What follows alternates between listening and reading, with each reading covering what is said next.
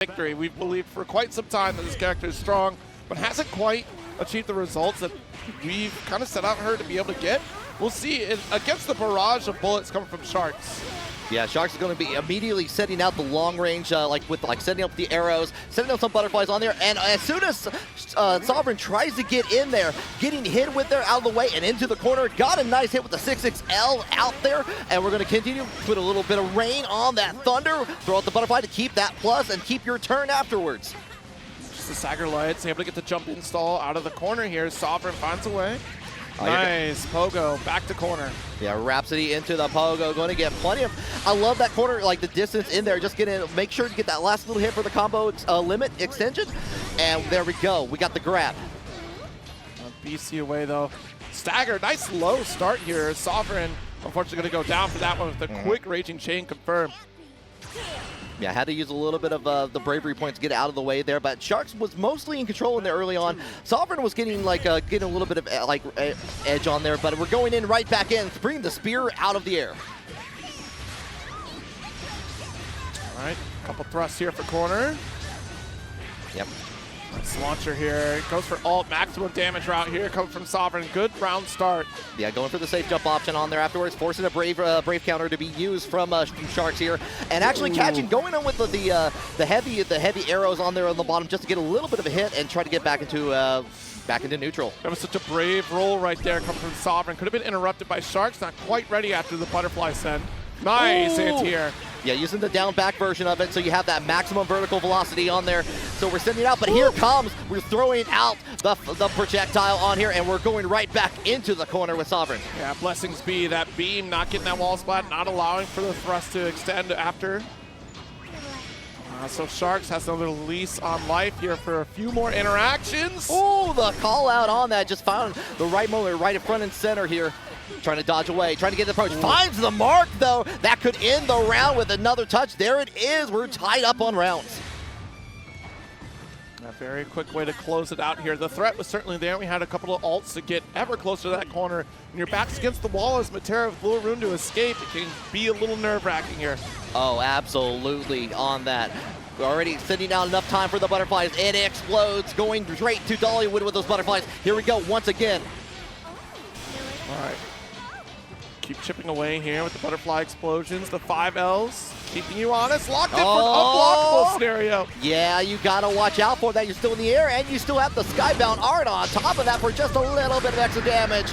You do have it. You're going to get that Skybound Art almost immediately to get the, but we're going to use that little bit for an ultimate skill. One more touch is all you need. Immediately using it just to get the projectile and try to get out of the corner. Go with that little touch there. Just nice start from Sharkz, and they're kind of really maintaining control for that first match. Yeah, I mean, look, she's become so much more difficult to deal with nowadays. You know, just being able to rapid fire these arrows, keeping that pressure with the 5L, like already quick confirmed, just has that full distance screen. And the threat of damage coming from Metera is all the more terrifying now. Yeah, especially like when you're dealing with a character that you want to be in the air, you want to set up those pogo traps on there.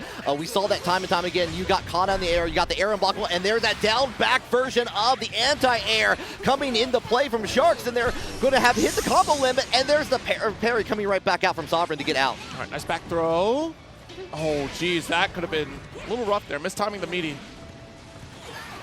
Oh, interrupts the ult, but still able to recover in time for the anti-air. Going for the hop just to get the finish. Shark's been watching the skies, keeping a close eye on like where Zeta is going to be, finding that mark. We've even seen it like going forward with the straight arrow on there. Whoa. That time the trade on, but the fortunate for those Sharkz got pulled away. All right, 5L, not enough to confirm. Doesn't want to spend the Raging Chain yet. Good block. Ooh. Yeah, that back special not going to work out here. Yeah. Oh, already anticipating the projectile, using the air projectile on that too. Keep in the air, float a little bit more, get them into a great position to finish out this match and continue moving on. But they still have one more touch to do. Thrust out of the corner, but didn't get too far. No openings coming from Sharkz. Great patience. Beam. There's the thrust working out this time. Enough distance to get the wall bounce. Raging Chain to definitely get out of the corner. We're sending it all just to get that East Coast position. What a delay. Oh, Unfortunate on that. Just like waited for that. Spectacular. You can kind of see the rest of the venue in this background shot here between Redeemer and BEPaw. When we get right into the Coliseum, of course, the classic stage. Yeah, with the Anre pick, like has some really good use to be able to use a spear, like set up like the satellites from a distance on there, being able to use the parry on there, but you're still having to deal with the mobility that Ferry has, especially kind of going into the sky, like being able to like trying to change your motion at any moment there. Right. But here we go. Already dodging immediately from the first projectile from Redeemer here, but we're sending out our little friend here. Kind of testing things out here with getting the approach. Ooh, all right. GG still in the background here for a full pickup. Yeah, just hanging out in the back there. GG like going to go ahead and set it, force the block on there, waiting for the opportunity just to get in jump, and no anti-air on that, but the nice dodge. Unfortunately, yeah, just got in there in time to get the throw for Redeemer. A slow pick up here, the classic with the orb to carry for the corner. And look at the long distance GG set up to extend even further. Yeah, and just still going to be able to continue and get the setup on there afterwards. There, that jumping light coming into play. I'm surprised we got that side swap right there instead of maintaining that corner. We still got it. But still enough of a risk where Redeemer could have blocked out here with no health to your name. A couple more chip opportunities. Ooh. Ooh, nice roll to get right through the beak driver, but not going to be able to finish the job here is Redeemer. Goes down with a quick slap from BEPaw. Yeah, we saw that even from the very first moment. Like, BEPaw's been looking out for those actions from Redeemer and trying to respond in kind, and it's been working out great for that round. Like, can we keep up the pressure for this one, though? We're going to get that counter hit to begin. We extend the combo with the heavy version. And we're going in, sending out GG yet again. You're going to have to force to block that. Oh, nice. Already jumping here, so going to avoid the 5S. Ooh. Didn't fall through. That was punished. Clash. Goes for the ult back special there just for the quick hurt box on top to shut down Redeemer. Yeah, right back into it. Immediate use of the ultimate skill, but GG shuts it out on there. I'm going to finish. Move. Very brilliant spot dodge right there. Required to make sure that GG stayed alive. And does succeed. Redeemer taking a hard think about how to approach this matchup here. Kind of caught in a distance game and certainly not working in their favor. Back to character select we go. And again, I did say Vayne is in the repertoire here for Redeemer, but I don't suspect that we play for this matchup. I think we just have to try to solve the puzzle that is BEPaw, which can be very tricky. Yeah. In that presence against his Ferry, it can be so overwhelming. Yeah, Anre certainly has the range and certainly has ways to get in on that. But BEPaw's been able to just like expertly avoid any opportunity that Redeemer had to start anything in that match. Yeah. So we're thinking about it. We're kind of considering our options here. Vayne does, like, again, does have the extra like range on the strike, has like the shield to be able to use it, maybe be able to stop some of the GG pressure that was happening. And we're hovering over it. We're thinking about it. It gets you that one hit, right? So you're worried about the whip to come through. Yes. If you can get a shield set, and that's if, right? So GG is going to be there to interrupt some interactions, interrupt your approach. 5U has gotten significantly better, but you're not going to get a ton of opportunity in terms of like the positional setup to really get that to work. Right, yeah. It's just kind of like a one-time thing, probably at the end of a round, potentially. There it is. Yeah, so in terms of toolkit, I would agree with the Anre pick over Vayne.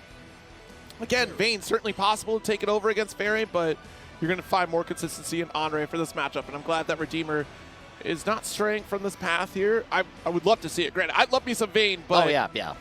For this matchup, I could see the difficulties in trying to cross the victory threshold with Vayne and committing to Vayne for the next 2 games. You got to put your best foot forward, or if you're Anre, your best float forward. You know what I mean. You know what I mean. Going into the second match. Believe in victory. Battle 1. I thought BEPaw was still on their phone. I'm like, BEPaw, wait, the match is BEPaw, what are you doing? No texting and driving. 5S. sends it away here, but look at the positioning. Ooh, aerial parry, but you're still going to have to deal with GG in the background. Yeah, Abigail got pulled over there, goes in for the side switch on here, and like right again, just go ahead, get the hit, and we're still dealing with the pressure. Here comes the counter hit, going in, beautiful surprise on there from that BEPaw is still in control, and here we go with get the recovery out of there from Redeemer. That was such a darn if you don't moment in that corner. GG is right in front of you. You don't want to try to put a hurt box on top of it in case it gets activated. Ult special here does get the distance in corner position, but again, the freak out over GG, who is not active, right? So you could make a forward approach and then try to challenge BEPaw. Getting strikes back there, trying to approach in there, almost got hit with GG yet again, but on the other approach, just a little bit of the whip coming your way. BEPaw on set point. Yeah, it could be so overwhelming to deal with all the visual noise that's happening on the screen because we see that Redeemer is more focused on GG a little bit and getting lost in what BEPaw might be doing at that full screen distance. All right, GG, good respect. Try to find an opportunity to get our thrust. Yep. There it is. Thrust all the way here, about a good use to go ahead, get the extra damage from the ultimate skill. The empty jump low in here to get things started. We're on that last third of the life bar for Redeemer. Dance does begin. It's so scary to make that approach. You're working a far medium, and look how confident BEPaw's walking down Redeemer. With less room for you to escape, you're getting in a better position. Redeemer racking their brain for an idea of how to open things up. That's not going to work out. Throws out GG, and as the approach, yet again, like we saw in the last round before that, BEPaw is going to take like a Paragon or a TNS bracket. I see at least one match for Synn. One of the last bastions of Zooey for sure as we get into this set. Letting the intros rock. We love to see it in our anime fighting games.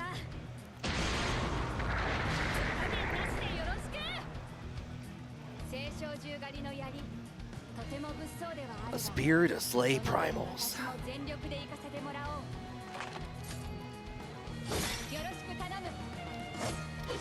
Believe in victory. Okay. There we go.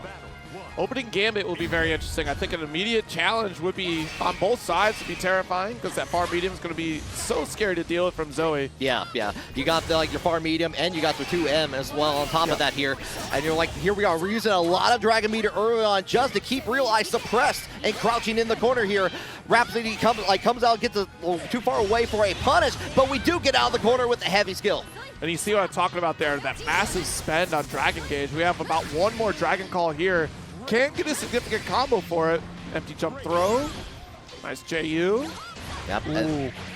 Excellent timing with that Rhapsody. Yeah, going to go in for the, not a side switch on there, but like nice little combo. We're almost got over to the other side. Did get the side switch in the end there, and we're trying to hold it down, see where we're going. Using the spinning attack from Synn. Nice spot dodge. It's once again maintaining that corner. Side swap not working in your favor. Raging Strike will refund this with Super. Yeah, get that extra damage on top of this. If this doesn't kill, I will be at the last little bit of it here. All right, down and out. We don't need the Dragon Gauge. Just simply because we have one more hit, and that's if Real Ice allows for it to happen as we make another corner carry. Combo limit does block the BC, not the second though. Oh, Synn wants to finish this off, just gets away on the bravery counter here, but we're going to get strike down here, and that extra damage is going to add up to seal the round from Synn. I think we tried to challenge with like a alt forward special, but we just did not have the meter to do so. And Synn, unfortunately, goes down after spending both Brave Points. Dash H is the round start, but Realize already took the disguise. Yeah, it was like a little, trying to get out of the way on that, but still got hit. We're back in the neutral, trying to hold it down. Nice little backdash from Realize, realizing that that Synn was trying to approach on there. We're going back in with the 6XL from Synn. Nice BC, holding for corner, but nice Rhapsody again. Holding it down there, Dragons coming out to play. Doesn't have a lot of meter to work with, but does have the Skybound Art in Fade. Happy to block that on, but here we go. We're going just for the Raging Strike, get the push away. Yeah, I don't think we wanted that. I think we wanted BC instead. A little bit of an expectation that there'd be a follow-up from Realize, which wasn't there. Stripping the final Brave Point. We do have meter to try to refund at least one, but you might not get the opportunity here. Real Ice with our first game. You are definitely not there. You that unfortunately costed so much because you spent the BP on there just to get through there. So you're going to get the extra damage, the 50% on there with 0 BP on the menu here, and you lost that because of that. Real Ice up one. Going in. Here comes the Rhapsody in there. Just go with the heavy skill. Trying to go in. Nice attack. Ooh, nice little spot dodge here. Real Ice kind of locked in for this. Nice neutral jump. Love that neutral jump in there just to go ahead and get the punish on there afterwards, and the corner on top of things here. Real Ice is looking really good. You use the reversal, the use skill reversal version of that to get out of the corner.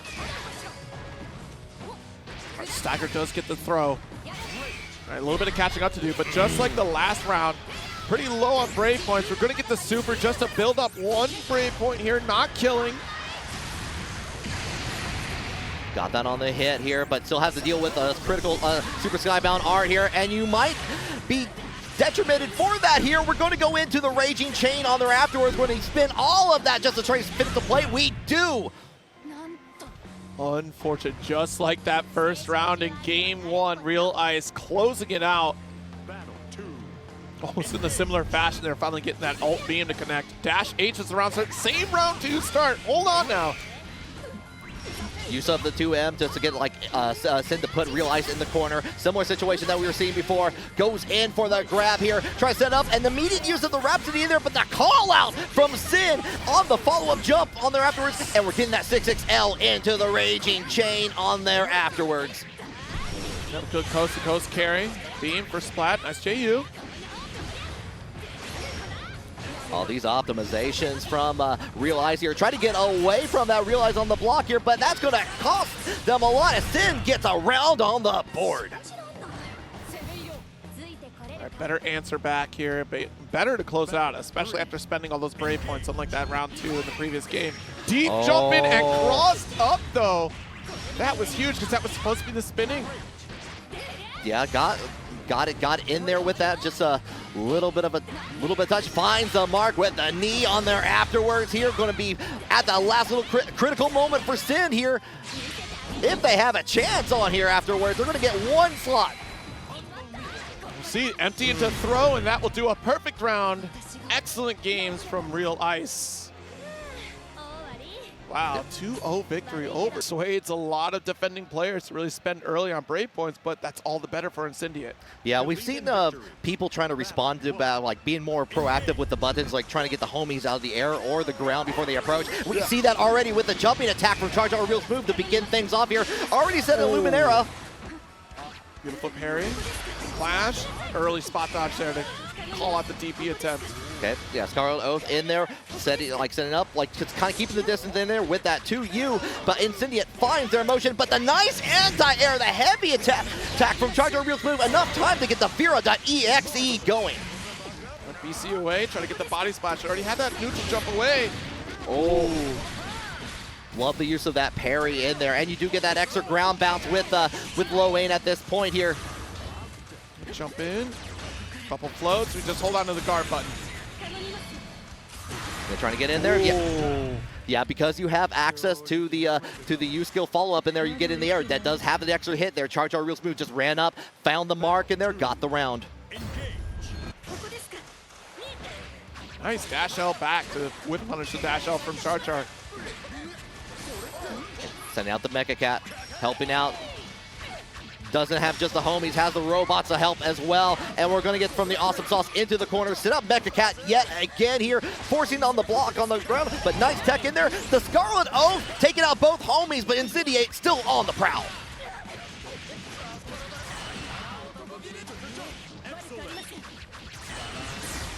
All right, nice. Raging Strike. There's the finish. Okay, tying things up here. Celebrating with the homies, but it's too early to celebrate here. Battle 3. Engage. All right, Missile Barrage, keep CharChar locked in. BC, excellent timing, but again, getting really overzealous with BCs. You're down, already going to get that extended damage. Nice poke. Oh, but the low. Yeah, already immediately going over the wheel of homies. Turn. Gets the command grab into the follow-up here. We're going in for the low. The U-skill version of the Scarlet Oath has the low-high. Trying to keep it up. Just a little bit of delay on the jump in from air dash. Stagger, not quite worth the spot dodge, but we will charge forward here with the back special into super. My goodness, wait a minute, a touch away. Yes, Yggdrasil. Yeah, Mom coming out to play, saying, like, I need a little bit of help.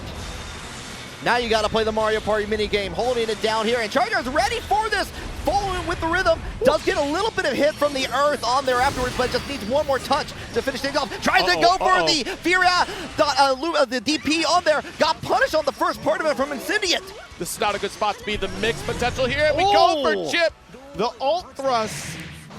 Good lord, that could have gone south real fast. Once you got tossed in the corner, you were one homie call away from death. Yeah, and you pointed out earlier here, like using a lot of BP skills, especially early on in the round. Use two immediately, one after another. So you got that 20% extra damage on top of that. That would like help like kind of bring the tide in a little bit higher in there. But when I was able to actually surf it out, get back on the beach safe and free. Absolutely. Here we are with one more game ahead of us. We're going back to character select for a moment. CharChar looking real strong right now. Love the early call outs on there, like knowing when to call, like when Incendiate's wanting to call out the homies, get out there. Didn't really be able to get a lot of start happening with with them sending out there, like kind of like restricting the game just a little bit more from Incendiate. Yeah, you know that this type of control, a little uncharacteristic of Incendiate here, because normally we have the comfortability to keep the opponent in the corner and keep them mixed with the homies, but it seems like CharChar might have done their homework pretty well on this matchup alone, because the way that they've been navigating neutral, jumping away from some of the interactions so we don't get overhead mixed or left-right mixed even. Doesn't have to worry about the homies coming through, or because we're pressing a button on top of them or waiting for the opportune moment to go for BC and shut both of them down with one fell swoop. This will be a big achievement here if CharChar can actually overtake Incendiate in this next game. Immediate use of Luminera, kind of keeping away for Incendiate here. And again, there's that BP being spit already, going in for the low dash from Incendiate. Because if I'm not mistaken, if CharChar makes this, this is, I think, the farthest CharChar has gone in a bracket history. Might be. He's fallen at 17th before, so definitely know CharChar wants this for sure. Has been like on the cusp of that happening here, but Incendiate is taking all steps and measures to prevent that from happening here. Send out the mech, the BP being used. We're back in that one BP skip point. There it is. Luminaria, full combo set up here and finishes the job for a round up. Incendiate not happy about this, and this is, I mean, honestly, this is technically an upset here. CharChar cleans this up. We're talking about a leveled up CharChar for this set. Yeah, like Vira Nation going a little bit strong. Like getting out with the jumping medium in there just to get out the homies, and we go in. No escape from the throw. Enough time to send out Lumiera yet again into the Scarlet Oath, but doesn't tries to take their turn back, and Incendiate says no. Okay, got the parry. Trying to check out. No! What a whip punish here on the 2U. Yeah, the 6XL making that mark happen, and we got the Vira.exe coming right back in here. Tries to cancel out just to go into the U skill Lumiera. Marcus blocks, run up throw. Oh my god. CharChar. Luminera coming right back out here. Bowie get the grab, and that's gonna be. But here we go. Letting intros rock out a little bit here. Nope, not that much, just a little bit, just a little treat. You know what this reminds me of? Oh, you know what? We'll leave it. It reminds me of a certain armor set in a certain MMORPG. Ooh. Critically acclaimed, free trial, up to a certain expansion. Oh yeah, but we aren't playing that. We're too busy looking at this Granblue Fantasy versus action here, using the Brave Point to get out of the corner for paid actor. And we go in, we're getting the scoops, right back in you go. Nice, ooh, and 6 off the wall. That's a round here for BSG.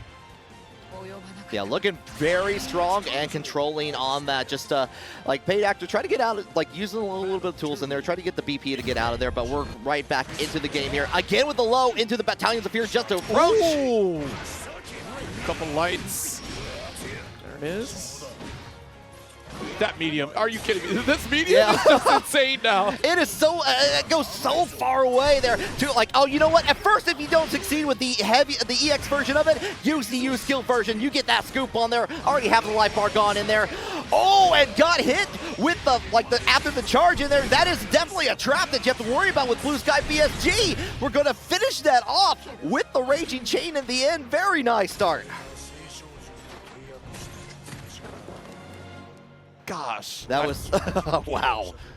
This character is terrifying nowadays. I mean, was terrifying before, even more terrifying now. That far media being such a strong option, and of course, we didn't get to see too much of it because BSG was in control. But at least Soulforge becoming all the more potent. And we're already right back into it. Stops the approach from Paid Actor here. We do got a little bit of the Enchanted Lands in there, get a far hit. A little bit of stop. Oh, you try to use the U skill version of Ares to maybe try to get a crumple state, but yeah, there's the armor hit from a Soul Token, getting the scoop on there, and we're back in where we saw last time.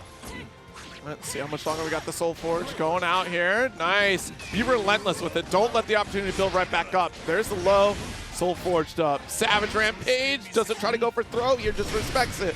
Yeah, holding it down for the guard crash. We get the stomps on, but cancels out from the high version just to get the scoop on there afterwards. And here, dangerous in chip territory. You gotta watch out, and we do it again just to finish it off in to that point. Oh my gosh. Vasaraga's walking down the street, I'm walking like the opposite way at this point. I'm not going to get scooped like that. You can't walk the opposite way because he takes up the whole street. That's how big he is. Yeah, great point, Zero. Right, there it is. Oh, nice, got the far medium here. Not quite able to get a conversion. Went too far. Oh, what a risky spot dodge. That was a little terrifying. I'm timing the neutral jump, but too high up for a full follow. BlueSky trying to keep up that momentum a little bit more. The light wall into the backdash, cancel in there. Still gets hit at the approach, but here comes the 6-tail. A chance for Paid Actor to begin a little bit more damage here as we go into the wall. Get that wall bounce. On top of that, you still have access to at least a U skill. Oh, single stop into the grab. One more Brave point available. Too far for the 2H. A lot of mediums trying to reach out the approach. Oh, no way! The instincts about the wall, you're done! BlueSkyGuy with the 2-0 victory over Paid Actor wearing the Oligon armor. Yeah, he also decides to flip the switch. Yeah, you got there's going to be a very high-flying match for certain on this as we go into our next match. Hold. You're going to compare to Anre's skill? Easy. Yeah, letting the intros rock. That's that calm before the storm. Sovereign, arms crossed, preparing. Being Zeta personified. Here we go. Kim and his dash M. Yeah, another one? We're already doing it. Talking about what is going on in that noggin in there. Ryazo is going out with a storm in there. The combo limit was hit, and they're trying to go for the reset in there. Sovereign find a little bit of mark, but nice dodge from Ryazo. Backing away from the Rhapsody. Alt 6-claw execution, not going to connect to anything here. Yes. Nice thrust, actually. Chasing down an empty hand, right? So you're able to snipe down a lot of that escape plan from Ryazo. But we do have the EX, we do have Super. I'm pressed to say this kills. This should. I don't think this kills. Just like the last moment here. Did take one of those bravery points away here, but we're going to use the second one. Doesn't matter at this point. We're trying to get it. Tries to go in for the grab, gets whipped and punished by Ryazo.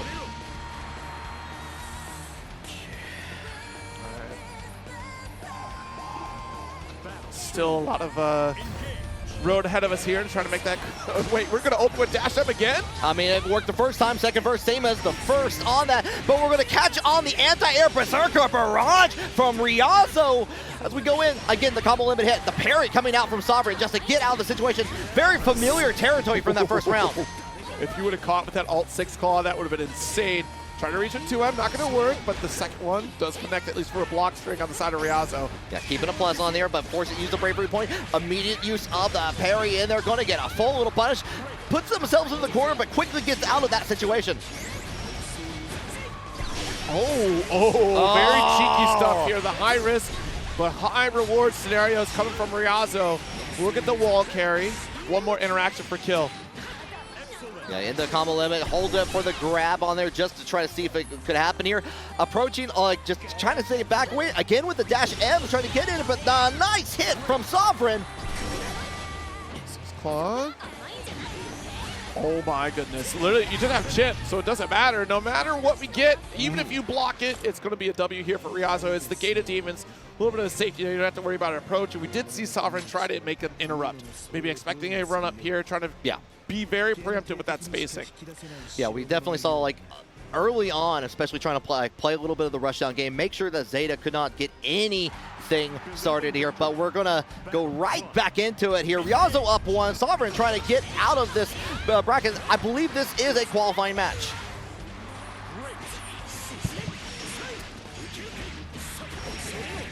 Okay, Indeed it is. Lose side qualifier here. Get on the line now, keeping it active, goes in for the grab once more. Half that life bar gone for Sovereign. Just go in for a second one. No escape on that one. But stagger low. And now that Ryazo has you dead to rights, like we don't want to give up too much of this room, but does get opened up with the thrust. Forward special to find that room, and now wall splat. Should be able to extend for super. Yeah, reticulates and goes ahead and just makes sure that everything goes up Ryazo's way there. Get on to set point. Okay. Sovereign looking a little stressed right now. A lot riding on the line here. Yeah, both players are in the thick of things here. Trying to get all the throw on there with the air fireball, giving Sovereign a chance here, but the parry says no, get out of the way, get back into neutral. I'm confused why we did fulls, like 2 5Hs back to back with nothing to connect here. Threatening the space, and we're certainly going to get a 6 claw, at least the alt edition. Neutral, nice challenge here from Sovereign, out of the corner. Yeah, parries have been rolling free in there, got punished for it, but this time Sovereign having a chance to turn things around. We got a corner for themselves here, but right back with the BP. Try to switch up, but call out from Sovereign, just get out of the way. Oh, what a chase down, smart call here from Ryazo, and now we own this corner here. Very quick and easy possibility to catch up, but we'll get shut down for the beam. It's a round for Sovereign. Ooh, yeah, the not a regular Cirque du Soleil match happening here, like on the callback. I was able to kind of get away a little bit, but now Sovereign trying to keep alive. Get the demons. Keep Sovereign blocking. Tried to sneak in an anti-air right there, but unfortunately not able to beat out that JU. Yeah, with the pogo stick on there afterwards, but we got the hit from the dive kick, and you do have the wall bounce on there afterwards. Enough time to get into the combo limit, take up familiar territory for Ryazo. All right, good little jump out here, trying to call out that dash L.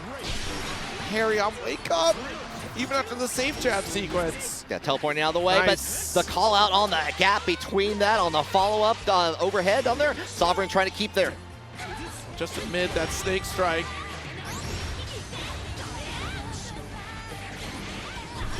There it is. Good low, but got BC'd out. And again, with the 5U to escape.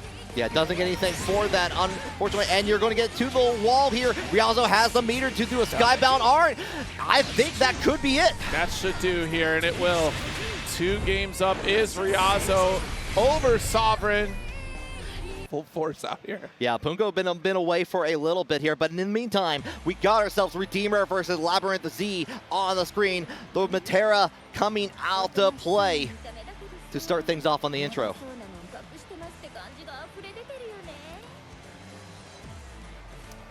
Yeah, Redeemer was talking about this matchup here again, like how a lot of this pressure is going to be very difficult to deal with. We still had the parry to help make that approach, but the rate of fire coming from Metera is certainly the one thing to fear in this matchup right now. Yeah, we were seeing that earlier, like with Metera players being able to call it out. You mentioned the rate on there, being able to hold things down with 1 or 2 or multiple butterflies in there, tracking your every movement.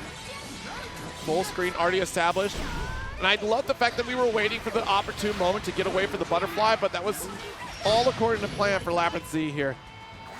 Yeah, holding it down far enough away in there. Just, you do get hit with the butterfly in there. Nice little dodge from Redeemer away from the U skill from Labyrinth. Oh, try to bison slide in there, but Labyrinth was already in the air. Got the 2 hits in there. Nice dodge from Labyrinth, and they're going to go right into the Raging Strike, Raging Chain in here. Try to get into the combo limit setup on there afterwards, and here comes the parry from Redeemer. Absolutely. My goodness. I see Labyrinth in the chats all the time on these online brackets, and to see still coming out strong with this Metera. Get back up what they're typing in chat is basically what I'm getting you, Risky. Yeah, oh, absolutely. Absolutely on that. Get the triple attack out into play there. A little bit of approach into the low arrows. All right, nice slide ender here. With the light Rekka series though, nice triple attack. Launch it for super, establish this lead. That goes right into the skybound art. One more touch is all you need. Question is, can you get it? You can't. Chip damage this high. Not sweating after that first round here, just water on a duck's back for that one as we go into this round 3. Immediate call out in there, realizing the jump was going to come in here. And we're going to push it into the corner. Using the bravery for bravery point to get out of the way. Get back into neutral. Ooh, good parry on the 5L. What a call out from Redeemer. Nice, sneaking a throw with that little frame kill. A little tricky stuff here, but the 5L, what an anti-air from LabyrinthZ. Yeah, 5L into the U skill is going to track a little bit, holding down the fort for Redeemer. Get a little Jesus. Alt S to come through. Yeah. Yeah, you still got to worry about the butterfly until again, like after the arrow hits on that. Redeemer got a couple of hits on there, looking for that final touch. Already approaching in there, but the 5L's coming out to play there. This could turn things around. Redeemer trying to get up that 9%, has the U skill to work with, uses it immediately for the parry and gets that mark. Like I said at the last set with BEPaw, Redeemer is a calculated competitor, hedging bets on very smart calls and feeling comfortable in a matchup like this. Get with the L on there afterwards here. Get in, another parry. But we're going to call it out. The fall of the rain coming down from the sky. All right, there's the parry here, countering right through. Nice. Are you kidding me? Yeah, that actually. Another one. Another one indeed here. Got the knockdown. We're going to win. I like that. Got the run under, the dash under with the spear from Anre. Got the punish on there afterwards here, turning things around. Yo, okay. Redeemer playing real clean right now with the cross under. That was godlike. Yeah, the game that you don't see that many cross-ups in there was able to make that turnaround. Oh, okay. Gonna get called out here by at least one more shot. Scary spot to be for Redeemer, but we're ever closer to trying to challenge. And we try to get a slide. Not gonna work there. Good spot dodge on the ult. And so close, but yet so far for Redeemer trying to close out that round. Yeah, LabyrinthZ just kind of like played back, kept it safe, played that zoning game a little bit in there, and was able to get the first round yet again in the match. There we go. Wow, and you saw the rainfall stop the moment we got the strike. Thank goodness we got the connection there. Nice, beak driver. Mid-range is the name of the game here as we get the approach. Using like the projectile, like the little float on there afterwards to stay in the air, get away from Uno's projectile. Ooh, all right, got the parry here. Got that forward special, pressing for corner. Look how much ship damage we just did throughout that entire sequence. And finally getting an opener, we should be able to finish this. We have all the resources, and there it is. Got the knockdown on their set point for Redeemer to move on into top 16. Battle 3. Engage. Ooh, all right, interesting choice to round start there. Look at the parry.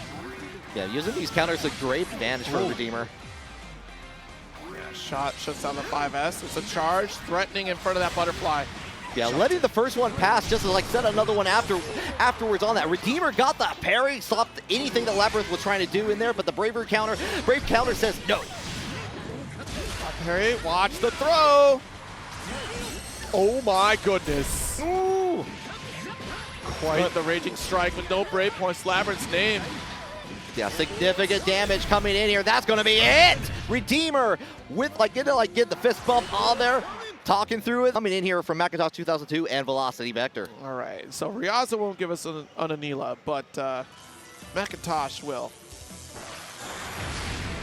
Gotta use those sheep. Hurt them to great advantage here against the Android apocalypse. I do think like Anila has some okay tools against 2B. Unfortunately, 2B has some counter zoning tools that will make things a little tricky, but that 2U coming from Anila will certainly be a threat. Oh, for sure, yeah. Being able to launch yourself after the Sheep Bride is certainly going to be helpful to make the approach, but I'm so terrified of 5H interactions coming from 2B at that space. Oh yeah, for sure, because not only that, because 2B can just combo into it from a far distance on there, it's just her turn at that point. And we tried to go for projectile right away, but the EX 5S coming from 2B already shuts it down. Okay, yeah, sending out the sheep out there, try to go in for the 6-6H on there afterwards, but you know what? I'm going to come over there, Velocity Vector says. Throws out on that. We're going again for the 6-6H from Macintosh. Nice launcher. Significant combo going on the side here of Macintosh. Not DP, the bravery. Yeah, but that's a necessity of Anila. Yeah, the 2U into the sheep throw. We do see, like you said earlier, Zero, Macintosh kind of keeping the distance a little bit, afraid of those long-range buttons, but unfortunately going to get hit with a lot of them. Goodbye to the middle part of your life bar, Macintosh. Oh, jeez. Back special here to get out of the corner, but it was the alt version, so kind of expensive. Nice reaction here.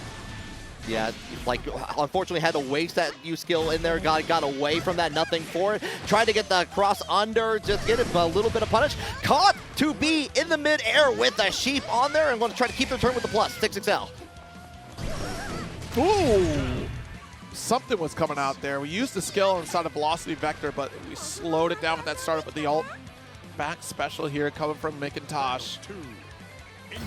Yeah, a lot of patience on there, trying to like find their momentum as we're going in for the 5U on there afterwards. Again, Brave with the DP on there. I'm sure that a button is going to be pressed, trying to keep that corner.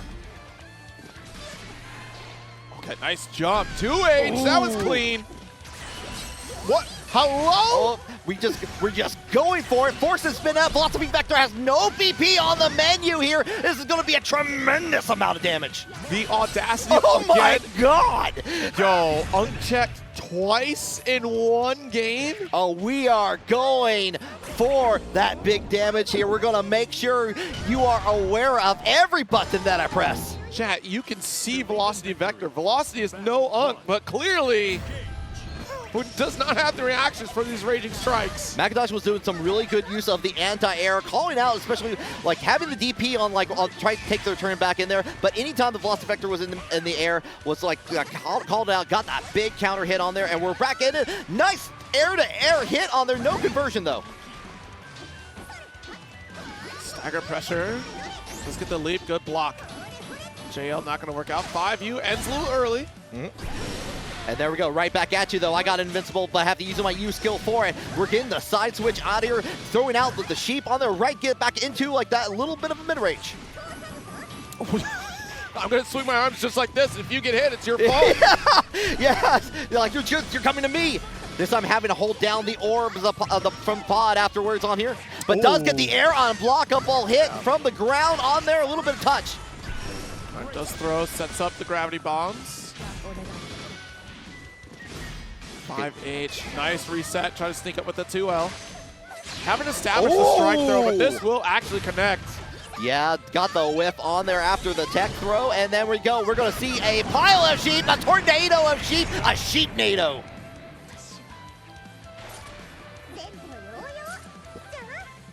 It's a Walential downpour. Oh, I see.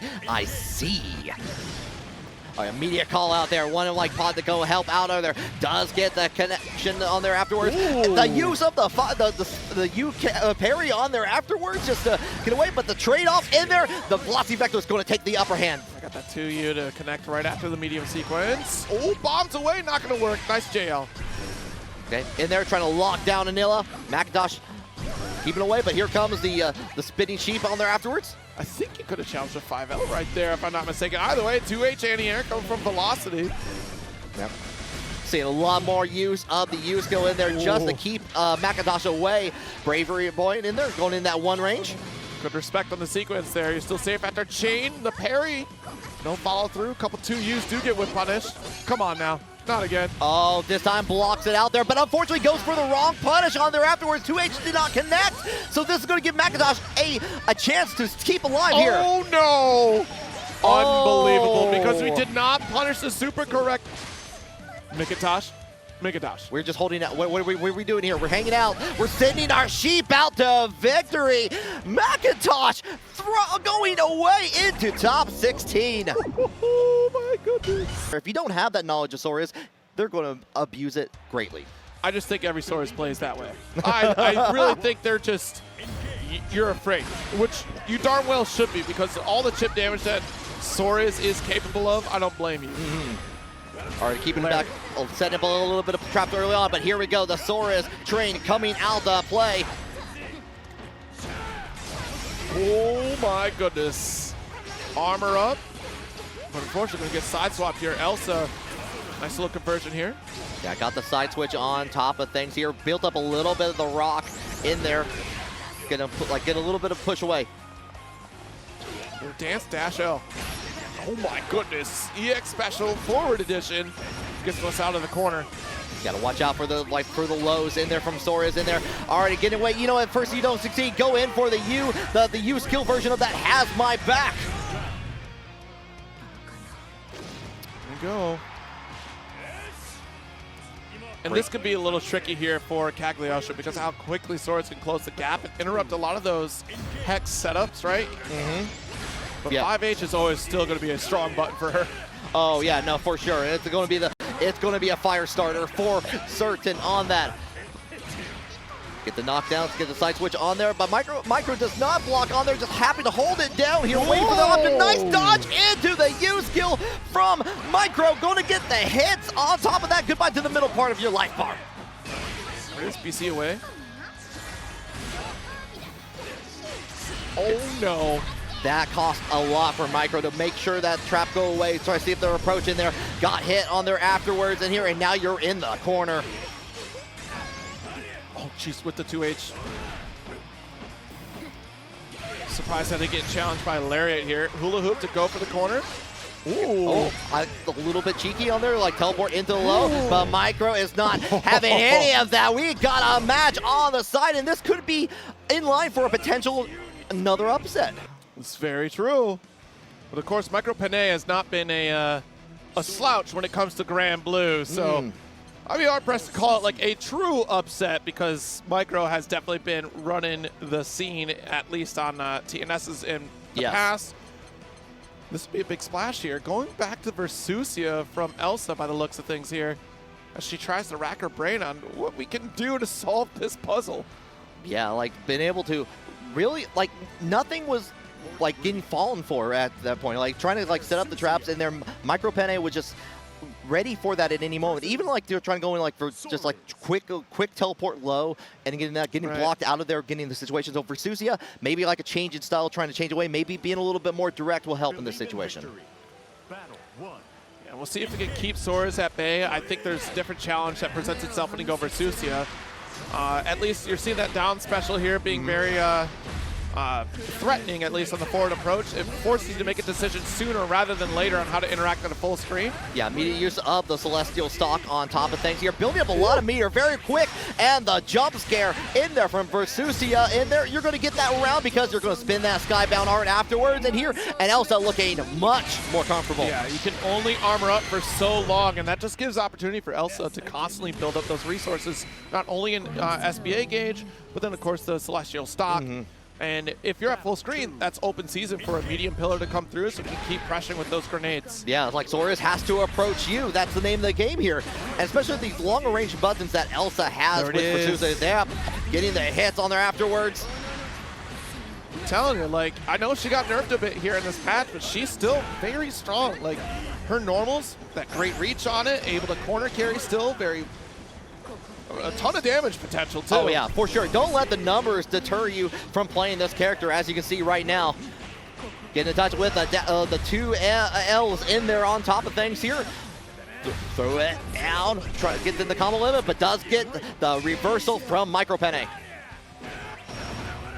The flurry backing away here to avoid the 5Ls come from Elsa.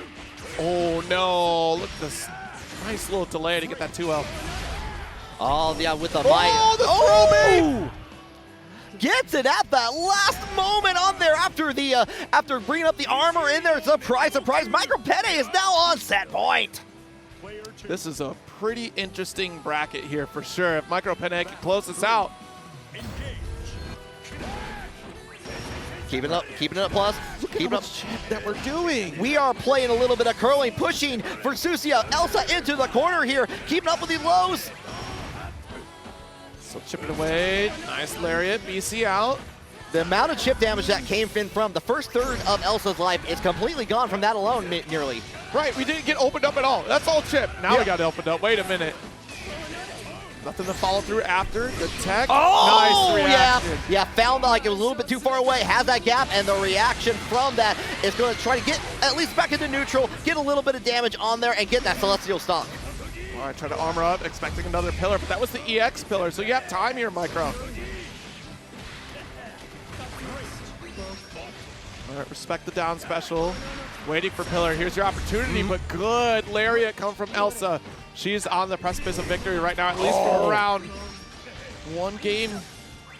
That's all we need to reset the momentum. Got the dodge in there. We're throwing out, holding down here, but no, Micropene was expecting the dash in off through the throw in there and got the hit on there, tied up the break point. 1 point for Elsa, none for Micro. Good block, respecting the alt pillar. No jump. Oh, what a back special here. And you see Micro just reeling back a little bit on that. I mean, my goodness, it's so fast. Close. But that's a taste of your own medicine there. You go with those snap lariats, you can expect the snap lariat coming from Versusia as well. Yeah, Micro's doing a really good job, kind of holding back though, and kind of seeing realigning to the pressure that Elsa was bringing out there. Realizing okay, you're doing what the tendencies are after the fireball, especially. But we're going right back into it there. A little bit of might stock coming into play, but we do get the big damage and the Celestial stock in play. Going to use that strike on there afterwards here. Has enough to activate a U skill on there too. All right, good pressure with that uppercut though. Able to close the corner. Down special to keep Micropene locked in the position, but I don't know if we want that cross up. Maybe we get a little bit of the side.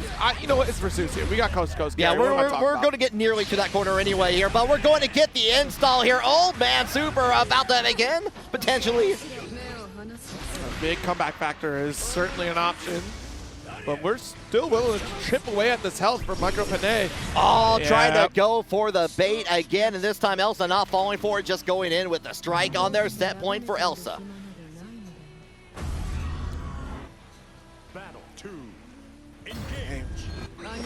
Trying to stem the bleeding here, but down special again to stop that linearity coming from Soriz.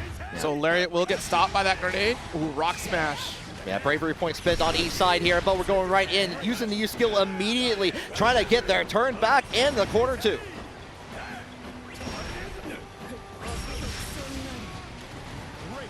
Oh, little shimmy. Yeah, got the tech away. Holding it back, just kind of waiting for Elsa to make the turn, but again, calls it out with a Skybound Art. We saw that in the last match. We're seeing it yet again. Oh my God, did you hear the bass on that counter hit I heavy? heard that. That was an EDM concert to my ears as Elsa took that with that counter hit at the end. Very nice to move on into top 16. Good. Matches for Synn versus Torn coming right up. Next summer outfit, chat. Eustace. Okay, all right. The squirt gun weapon. Yeah. It's just water instead of thunder. I mean, I don't know if you've seen Eustace's summer outfit. It's a pretty cool outfit, actually. I don't think I've ever seen it, actually. I would wear his summer outfit. You know what? If you introduce the Eustace Are we going to see summer outfit, I will cosplay as Eustace summer outfit. Okay. No problem. Okay. Make it sooner than rather than later. It gets cold later in the year. It doesn't matter. When it happens, I'll do it. But we're getting things started out here, trying to test out with the 6XL from there, but Torn says no, DP. Oh, goodness. All right. We'll stagger 2M. Great caution coming from Torn. Unfortunately, that push away from the dash L. Already used 2 BP early on in here, and there's a hit, but Dunn was a little bit too far away. Going to give Synn an opportunity to get that punish. Yeah, an immediate spam for SBA. We want to get that break point back. Even playing field on side of resources. Yeah, doesn't have a lot of Dragon Meter to work with here. Going to have to build up those resources a little bit more, and Torn working on nearly a full gauge.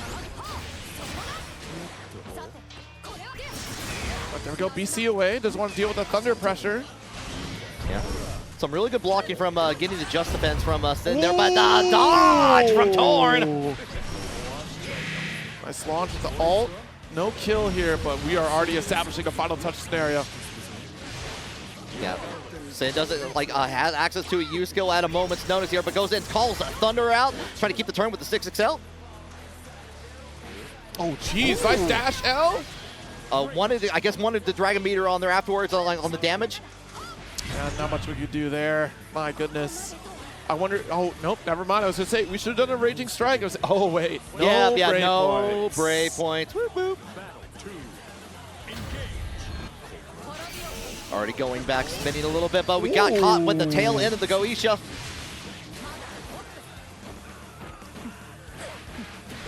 Go triple attack into the start of things here. Getting the throw on the ground here to continue out things, get the combo limit and a good position to be in, forcing Synn to use the invincible U-skill DP. Backing away, spot dodge again. Good awareness from Torn. Yeah, Torn's been definitely looking at the replays, looking at the footage, and seeing when Synn wants to strike on there and take full advantage. Big jump in here. Let's see what we got. Final brave points spent. And it's a tall order from here on out. And that's all we need, a single whip punish, and Torn taking the dub. Yeah, that just like waiting out for that just outside of that 2M range, getting the punish on there afterwards here. Torn looking very good in this set so far. Yes. Couple strikes from Light Dragons, but it's a very expensive round start as we try to get a little bit of a charge with 5U. Yeah, got the just defend in there, just go to 6L. Having an opportunity to turn things around right now. Trying to build up a little bit of meter just to work with here. Send out the Dragon Friend on top of that, but we do get in with the cross hit.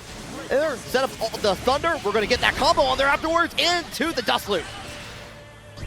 Oh, no, you missed it. Did not recognize the combo limit. Oh, yeah, but that's still got the throw. You got to watch out for that. Even at top level play, that will come out and bite you. Battle 2. Next round on this one here. Oh, interesting. Avoided at least the forward special with the JM. Okay, trying to back away, but still getting hit by the approach from Torn on here. I like using the medium dragon skill in there. Usually use it on there, but here comes the DP. Invincible, get out of the way. Right back at it this time. Torn blocking it. Going to get a lot of damage as a return for this. Your one saving grace is that it was an alt DP. Like, that's your saving grace. No counter hit here. Still, look at the damage though. Blocks. Good lead for Torn over Synn here as we bide our time with BC out. Another one from Torn. Yeah, Synn flashing on that one BP. Good dodge on top of that. Tried the early dodge from Torn, which does lead into the combo for Synn to go into the Skybound art and get a little bit of revenge as a result. Oh my goodness, quite the JU. Very deep on the arc. Yeah, super deep, trying to keep in there, but like Torn, getting the lockdown on there. Synn trying to find a way to approach in. Trying to reach the far medium dash L. Oh! Too far for the Raging Strike. That was the right idea, but it was much too far. Yeah, but we use the use of the parry on the stomp on there afterwards. Goodness. Wow, that got the grab at the end there. Caught it with the ult Asmodeus thanks to the slowdown. We caught that backdash. Last little bit of that. Torn is on set point in here. Stopped early to get the hit on there afterwards. Back in the corner we go for Synn. Whoa! All right, there's the dash H. A little bit of an extension. It'll be a shorter combo route, simply because you already had the launcher a little too early. Yeah, did get a little bit of Dragon Meter back on that, so in a pretty good position to turn, to keep that up and keep up this pressure that we're seeing. Torn is in Super Skybound Art territory here. Love me a Dust Loop combo. Let's go.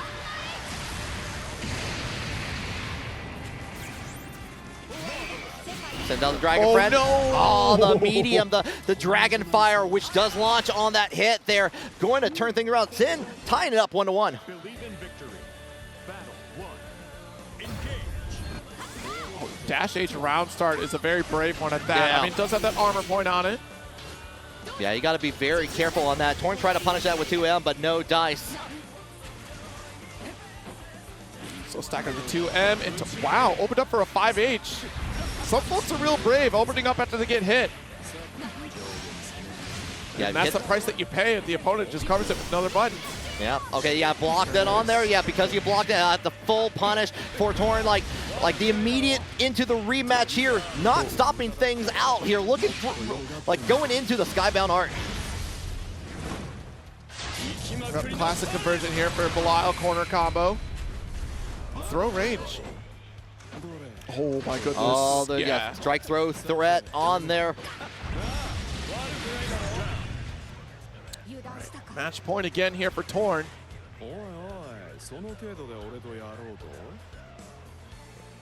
Battle 2. Both players trying to look to get out into that top 16 spot here. So we go, the H-Dragon going to get the hit, a little bit of a combo, enough time to set up the Thunder on there afterwards, but I like that little pause and delay just to try to get the stop as Synn, like thinking Synn was going to approach. Yeah, the JU to adjust your jump arc, but already got launched for corner here, so full combo from Synn. Yeah, hit the combo limit in there, going in for the Air Thunder, keeping it plus with the low range on that is going to get into set point on their own as well. Gotta stop pressing on those corner sequences, especially when you know that Dragon is being backed up here at Synn.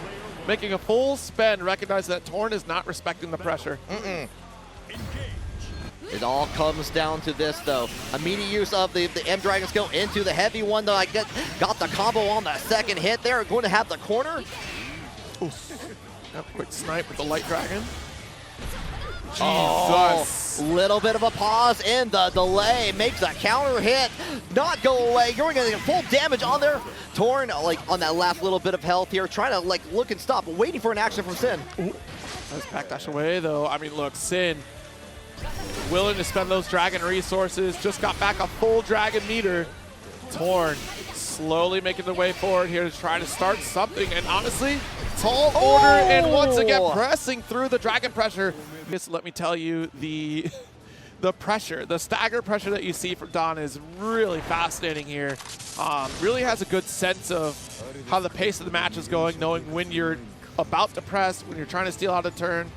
But we'll see if Sai can navigate the pattern that Donquavious can kind of put out in terms of that delay pressure, because that's going to be important. Being able to react to when Rat Race pulls through, or when Donquavious is going to go for a close quarters combat. There it is, first shot. Yeah, immediate use of going into the EX one, sticking on there, using the bravery brave counter to get out of there and get rid of the red race, in fact.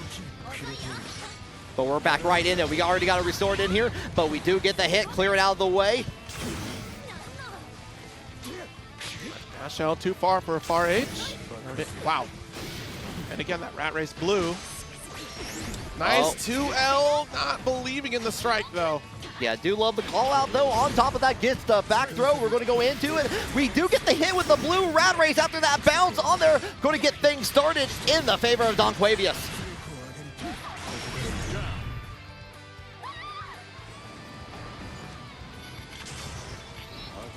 Yeah, checking in like with command on there from Society.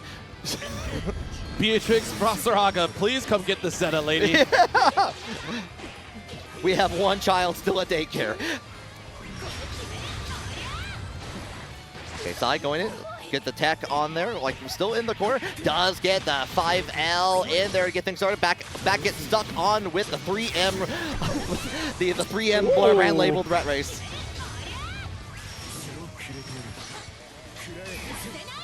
Go. Nice, actually just blocking out here the Rising Thunder. Yeah. Ooh. Actually was able to stop on the projectile. On top of that, still maintaining the turn. The use of the brave counter to get out of the way. Does get a clean jump over the orb, but doesn't get anything for it, unfortunately. Oh no, trying to run up throw, but we already take it to the skies here. Slow kill. Launch that Rat Race. See, this is the trick of it is, right? If you're giving Donquavious enough respect, that gives open territory for him to keep tossing those Rat Races, right, yeah. Put out the zoning game, and you're not establishing any of your own offense. So Don gets to be very comfortable in full screen space. Yeah, we saw that time and time again. Was happy. We don't see a lot of the yellow Rat Race because it has like a slower time like before it becomes out there. It does get that. You do get those plus frames on there afterwards. You get like the throw out there. But we got silent opportunities like, oh, you're going to back away from me? Fine, I'm just going to throw this out and immediately go into a red Rat Race and get that stuck on you to keep their turn coming back. But we do have. Are we hovering over? We're picking Galleon. This is actually a pretty decent pick. I In my think early so. opinion, it is a very decent pick. We'll see if you have the sauce to back it up, though. That 5U is going to be pretty interesting to try to knock things down. You get a pretty solid challenge. If you can set up your down special with Rock to support, you're a constant threat anywhere on the screen against Eustace, and that will shut down some of the Rat Race specials. You are really going to have to depend on how you can set those up, like what you're going in there for, like, and you got to deal with that slow speed of Galleon in there to try to find your way to approach. Get those knockdowns. So the other crux of the situation is that specific distance that Galleon will be successful at, the mid-screen. Yes. If you do the same thing you did in last game and you allow for this full screen positioning, you're going to be in for a bad time. You have to maintain a mid-screen presence against Eustace. Not quite used to the Rat Race challenge yet, because that could have been an EX special coming from Psy to shut that down. Yeah, Psy gets the combo limit here. Unfortunately, does get punished for the U skill on top of things, and you're going to get Donquavious another little bit of chunk of life for their favor. All right, hit that combo limit there. Yeah, the Meteorite still like far away on that, like so like hasn't had any time to get the knockdown, get further setups on that. All right, goes for that 5U. Nice shot with the ult and able to finish it. Almost able to finish the job. There it is. The Rat Race will seal it out. Yeah, gotta watch out for that single bounce in there. It's still active a little bit after. You're not completely free to use that U skill. Nice jump in though. Want to see a few more? No, you can't be doing that special. I'm so sorry. The medium special is not a call. No, unfortunate on there. You can only use that really for conversions on there, but with a Brave counter getting striked away from the far H from Donquavious. Try to go in for the grab, gets the attack on there, but you're still stuck in the corner. Right, slow approach here, massive lead for Donquavious. 5U does get blocked out. Yeah, still get stuck with the red Rat Race. They're still up worry, plus frames. That's another thing. Don is so good at fishing out those BCs, willing to block so many of them and making solid understandings of when you want to challenge on your defense. Does get the command grab in. Yeah, saw a little bit of the ultimate will of the earth happening like there. Just get things started after the crumple state here, but we're right back into it. Donquavious with the red Rat Race. Brave counter used out of the way. None on the play for Psy. I don't know. All right. Slow kill. We're willing to chip away. And you see the staggers. Hoping that you go for BC there, or keeping safe with those staggers. Just It's going to be a fun one, too. Zooey's like one of those lesser-known characters, but this character has some devious sauce. Once the dragon comes out, this matchup can get a little spicy. We're hopping right into it. Oh, yeah, all right. 2-3-6-8 to start it out. 3 times, no less. Okay. Charge it up. Thrust for the knockdown. 6-6-L. Ooh, that misses the cancel off the fire L right there, but that's okay. Paid actor runs right into the 6-3-M. Oh, no. We're able to get a pickup, though, and before the Wyvern's able to breathe that fire, Paid Actor is upon Synn, who uses the ultimate DP to escape that situation. Brave counter retaliation from Actor, just to reset back to neutral. The lightning comes down, Synn has the corner positioning, and the frame trap results in a full combo. Yeah, that's going to hurt. Are we going to get the knockdown off that? Pop your charge. Oh, wow. Oh, yeah, we're going coast to coast. Simple as that. We saw Paid Actor do this a little bit in pools. You get touched once you are going to the respective corner. Yeah, even though some of Catalina's combo routing in the mid-screen was nerfed a bit, she's not able to get triple strike sequences anymore. Has to rely on the far M links, but as you can see, the corner carry still potent for the strong character. One of those honest Shodo gamings. And now, I mean, we're guaranteed the corner here. Yeah, this might kill.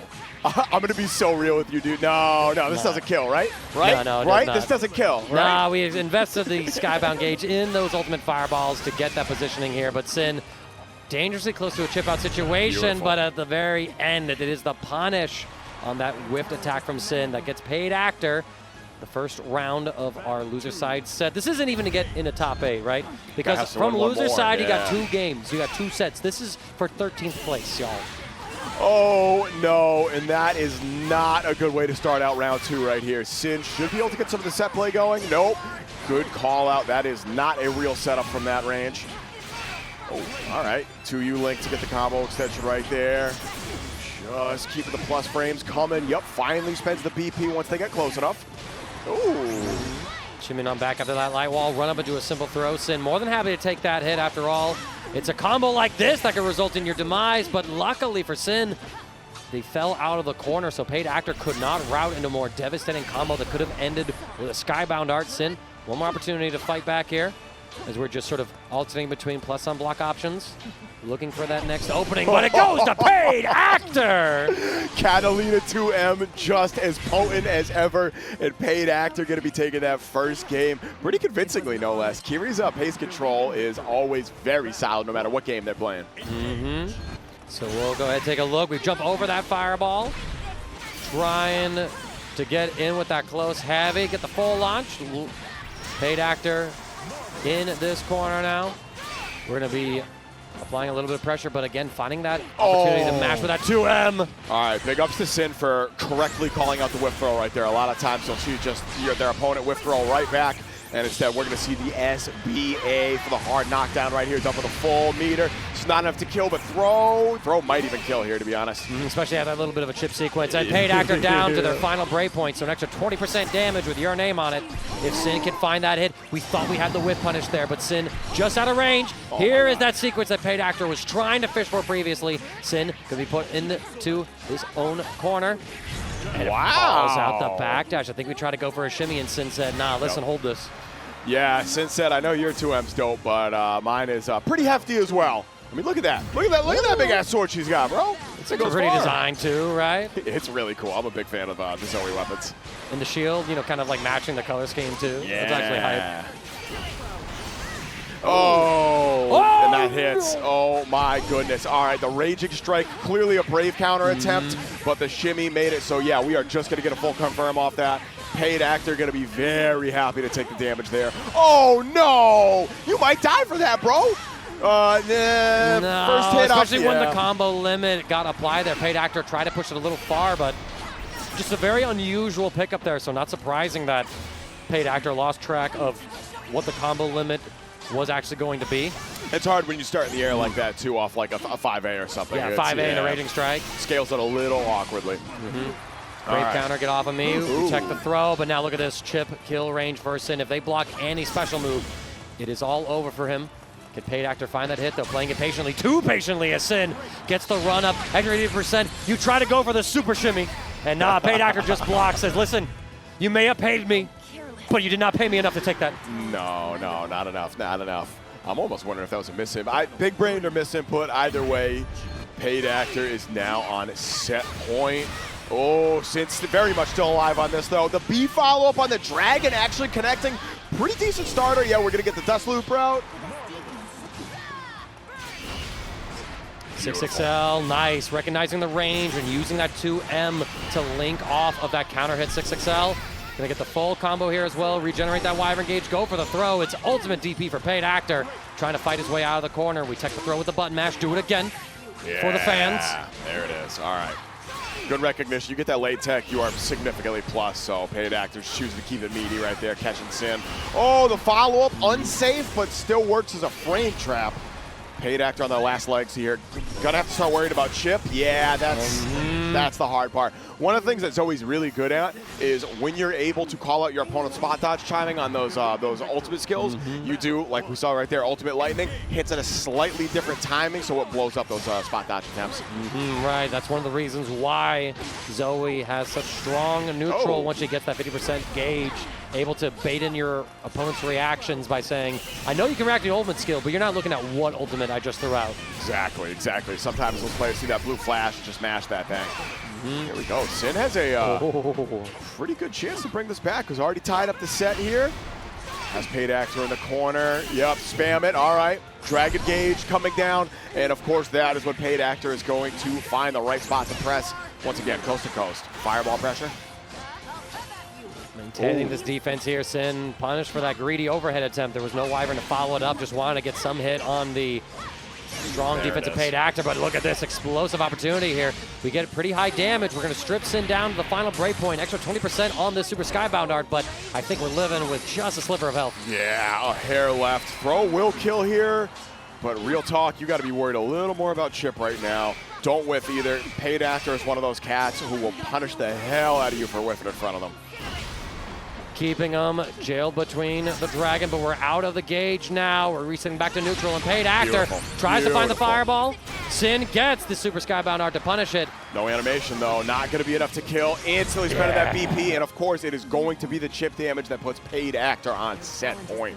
Excellent use of that Brave counter. It may not be able to reduce your life down to that chip kill range anymore, but if you're able to put the opponent into that chip kill zone previously, then you are able to then get your follow-up barring the right hit. We saw Paid Actor execute that very well with the fireball. Now it's Synn's turn to run the Okizeme. The lightning causing Paid Actor to hold down back for the throw to come through. And now we're just looping 6XL offense, trying to find the next opportunity. The dragon sitting there, caught the jump out. What a beautiful lightning call from the heavens themselves. I'm pretty sure that's a buff, too. That used to not combo like that. Used to get a knockdown right there. Big ups to Synn for adjusting. And that's going to be enough to kill the SBA. Sealing off round 2 with a perfect for Synn. This is final game, final round. Low-key, that might be a little indication of things to come, my friend, because the rest of these matches are looking just as, if not closer. I mean, it is a bracket where every single competitor is a top 8 candidate, and there's 16 of them. We got to send 8 of these people home. Yeah, we sure do. We sure do. 6XL coming in clutch for Synn. Max range, able to get it. Yeah, absolutely. Spend that for the positioning. Baits the DP. No punish. Left so much damage on the table. Kimmy! That could be the set decider itself, depending. Paid Actor down to that final Brave point. Excellent spot dodge from Synn. Paid Actor once again getting to that 50% threshold on the Skybound gauge. But Synn has the Wyvern in the face, breathing all kinds of oppressive fire and lightning. What a spot dodge, and what a call out by Synn, actually. It's going to end in SBA to put Paid Actor down to that final Brave point. You have no Brave counters. You're taking extra 50% damage. Synn, victory is in your hands. Can you seize it? Throw absolutely kills right here. And again, chip damage, especially once this dragon starts coming out, is going to... Oh! Okay, this is what we need. Dragon meter is empty right now. Paid Actor needs to capitalize on this hit. One more should be able to do it. That's the second greedy overhit Synn's gone for without backup, and it just might have cost him this set because the defense of Paid Actor was just enough to secure victory. Synn gonna have to think we're fresh out of their pools into the chopping block, as it were. After all, someone's got to go home in these loser side sets. Micintosh and Ryazo are going to have an argument, maybe a civil discussion. I think it's going to be more like a violent protest about what the result of this matchup is going to be. Ryazo player 1 with the 6, the usual, the classic. This is the iconic 6, highest placing American at the ArcSys World Tour last year, 3rd place. Oh, man, with that Uncanny Valley-ass mask, too, dude. That, man. That's crazy. We gotta get party sticks back. Get the glow sticks back. You know what I'm saying? Yeah, right. I mean, like that face with those claws. What are you doing, man? Like that's just some absolutely sadistic stuff. Thunder Flash is going to be able to deal with the sheep, but here we go. 6-claw execution gets Ryazo all the way up into the player 2 corner. Micintosh under duress, and that is classic shimmy. Easy little throw bait right there. Ryazo on the verge of setting up a 3-touch right here against Micintosh 2002. Leaning forward, locking in on this super animation. Jump in, get the safe jump. Does not confirm the second 2L. That's okay. And that's going to do it. Yep. Threw way too soon. Ryazo still had the 10-frame throw protection on Wake Up, and thus Micintosh gets punished for the mistimed attempt. Ryazo taking round 1. Let's see if round 2 can go a little better for Micintosh. Yeah. That's a negative. That's what happens sometimes. So we saw that from Micintosh a little bit in pools as well. Let that DP rip to like as a footsie's option almost, because it has a pretty good hitbox, but yeah, you spaced that wrong. Ryazo is going to simply annihilate you. Right, and well, the other thing too as well, at this level of play, everybody has those high reactions, right? Everybody is able to see things and go, nah, I can react and punish that one. So then the metagame, instead of becoming, okay, let me just try to overwhelm you, it's let me bait out those high-level reactions from you, take advantage of your strength, and make it a weakness. Excellent opportunity for Micintosh to mash against Ryazo's empty jump on that gate. And, ultimate empty hand coming in clutch that time. That is going to be more than enough to kill Ryazo, taking the first game. All right, pretty convincing there. Like some of the matchup knowledge we saw from Micintosh, mashing on that initial empty hand right there, but too little too late. Unfortunately, the sheep is coming out. Good tech. Yeah, we do have some of the loser side matches running off stream as well. It seems like Redeemer was able to 2-0 Donquavious. Oh, let's go. So Redeemer and Paid Actor are the first 2 people who are seeded into losers round 2. Oh, that's okay. Big ups to McIntosh for not falling for that setup, whiffing the JL right there into the parry, trying to catch a button. Plus some block! Oh. One of the changes within the last year for him used to be an overhead, but now it's just a mid that does reset his pressure, so making the 6-claw execution just that much more deadly. Here we go. One more hit throw is not going to be enough to kill here, That's but what a jab's for. 5L meaty is going to be more than enough to do it. Good stuff. Only the strong survive. Oh, we're in the English dub. I'm hearing that right now, actually. Yeah, shout out to whoever changed it. Absolutely.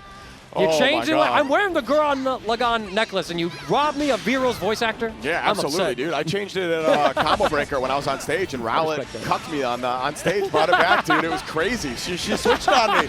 She was on stage next. She's like, no, we ain't doing that. We will not accept these English dub apologists. Is that what we're saying? I'm a Japanese sub, though. Like, don't mind me. No, I make everybody listen to Lancelot VA. Absolutely. Oh, no, Absolutely. If I have to, like a you lot of the have dubs. to. I do like a lot of the dubs in the Granblue game. Do not get me wrong. Here we go. Ryazo getting a good launch right here. There it is. All right. Should be. You got an ult skill if you want to spend it right here. Yeah, I think you do. Oh, yeah. If No, you even that's, need it. Yeah. This is better. That's not going to mess with the scaling nearly as much, and it is going to guarantee the kill for Ryazo. Moving on to a top 8 qualifier. This money to come on out here just to fight the boys from back home. We had a story with one of my Dragon Ball players. He came on out. We all traveled to an Arizona local undefeated years ago. He accidentally played an extra game, but every set he played was against one of us. No! He traveled another set to go 0-3 against his locals. Oh, It was hilarious. It was that tragic. is unfortunate, but that's how it goes sometimes. Oh, yes, and it's not Metera on the screen unless her intro quote is some form of innuendo. Belial gets a bad rap, but man, Metera might be the Matera's horniest worse character than in this game. Belial, but we look at Belial and go, put that thing away, man. With Metera, we're like, yeah, girl, flaunt it. See, disagree. I'm always telling Belial, yeah, do that thing. Yeah, no, me too. Me too, though. Someone was playing, it was, the name just escaped me, but someone was playing with that other Belial skin. I was like, yes, King, do it on the beach. Sure. Yeah, On the summer beach. skin, yeah. That's going to I'm be gonna look me it up. after this. I'm going back to the pool, baby. Yeah. All right, we're getting right into it here. Zane establishing a strong strike throw game against Sharkz early. And this is the hard part. Shark's offense, usually really strong. Like this dude has a pretty good idea of what to do on offense. Defense, that's where the holes start to form, and especially against Zane, this is a tall order. Let's put it that way. And Zane's getting all these safe jumps. Don't forget, in the most recent balance patches, Grimnir's ability to fuzzy overhead has been completely removed from the game. So all of those jumps are just safe jumps into like maybe some shimmy play, and there it is. Sharkz trying to preempt the approach from Zane, but he's able to zig and zag his way to get the flank and take round 1 pretty convincingly. He was torn. He was torn on that Belial skin I was mentioning earlier. Oh, okay. Torn, did. sure. Okay, I know Torn. Yeah. Torn fell to Synn, though, so we will not see him in this top 16. R.I.P. But, you fought on it for a good cause.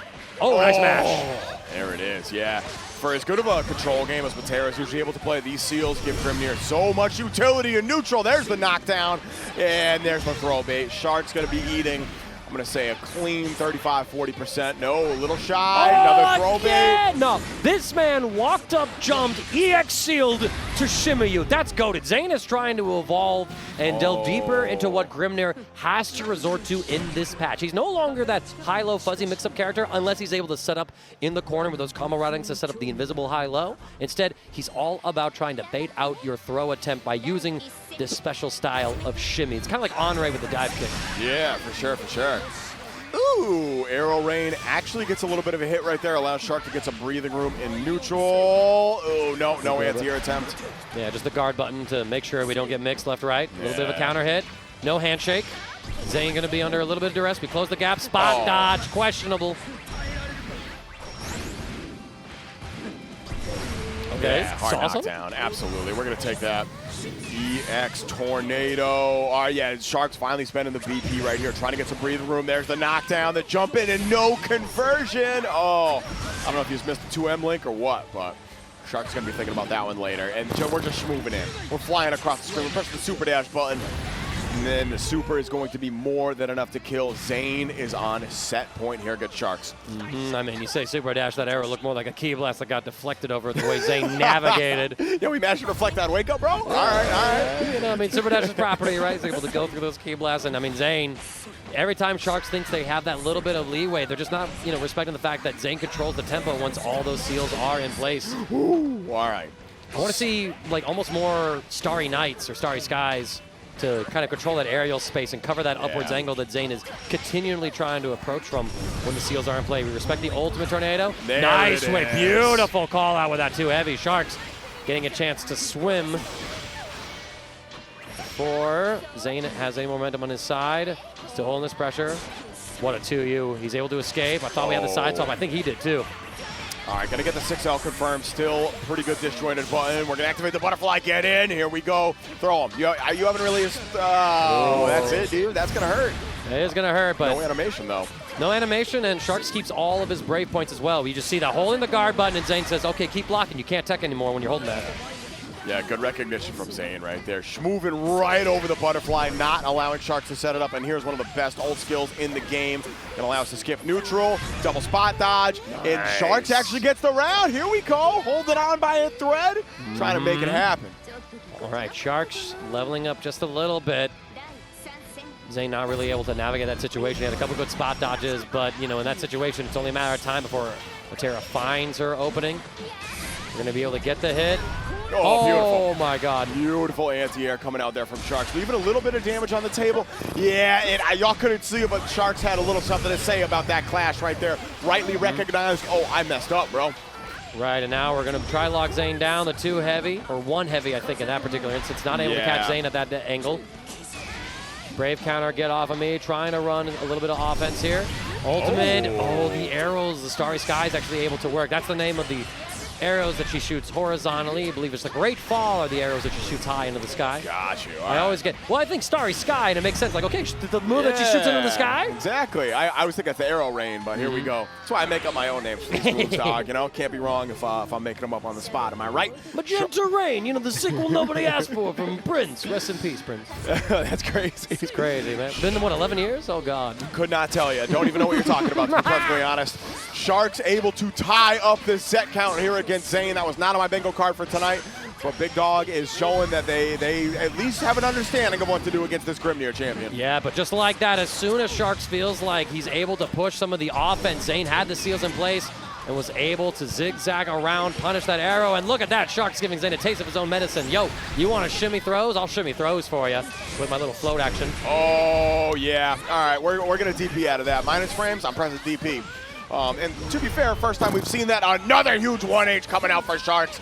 I need to start seeing some more damage off this. That height makes it a little different, mind you, but difficult, excuse me. Zane able to get in. Baits out the Brave counter, still able to punish it. Able to just get in time to steal that round away before Sharkz would have been able to cement a little more momentum. And so now Zane here at set point to get himself into that top 8 winner side position. So Sharkz has got that gamer lead going on right now, bro. It's locked in. Maximum posture while he's getting comboed in the corner. And Zane just big chilling with his own posture, playing as he always is, comfortable. True. Oh! I think he thought a cross-up was happening. He looked like he walked into it. All right, spending the BP on the 2L right there. Able to get the side switch, too. His movement is so OD, bro. Nice jump out, reading that. Sharkz is going to try to go for that special shimmy, and Zane actually jump back into the seal to then get the punish on the special move. That's something that you know that he knows because LabyrinthZ showed him some of that, and there it is, the final shimmy. Yeah. Able to bait out the Brave counter. Adamant handshake from Sharkz, but he will go down to loser side. Where you'll see some Oki setups with that, of course, but we're about to get started right here, and this is winner's side. This is for winner's side top 8. CharChar's been chasing this for a long time, and there's only one Ladiva player left standing. Command grabs coming out already. Beef coming in clutch. Wow, good jump. All right. And CharChar saying 2 can play the command throw game. Comes out with that simple throw. Ultimate headbutt there from Beef just to relieve some pressure. It has been reworked to be like a proper invincible reversal now. You hate to see it. Hate to see it, right? Like you gave the grappler a DP-esque move. That's crazy. Oh, okay. Oh my goodness. Whiffs the command throw and able to land the regular throw. Char might be in trouble, actually. Might be in trouble, yeah, because that ultimate is 5 frames, just like the light version. So if you leave enough of a gap, oh my God, the whole entire set of a scramble. Yo, these players are fighting like they're nervous to get into this top 8. That was a really good choice from Beef right there, choosing to invuln through that close heavy, which absolutely would have killed them off the anti-air right here. One more interaction for Char. What you got, homie?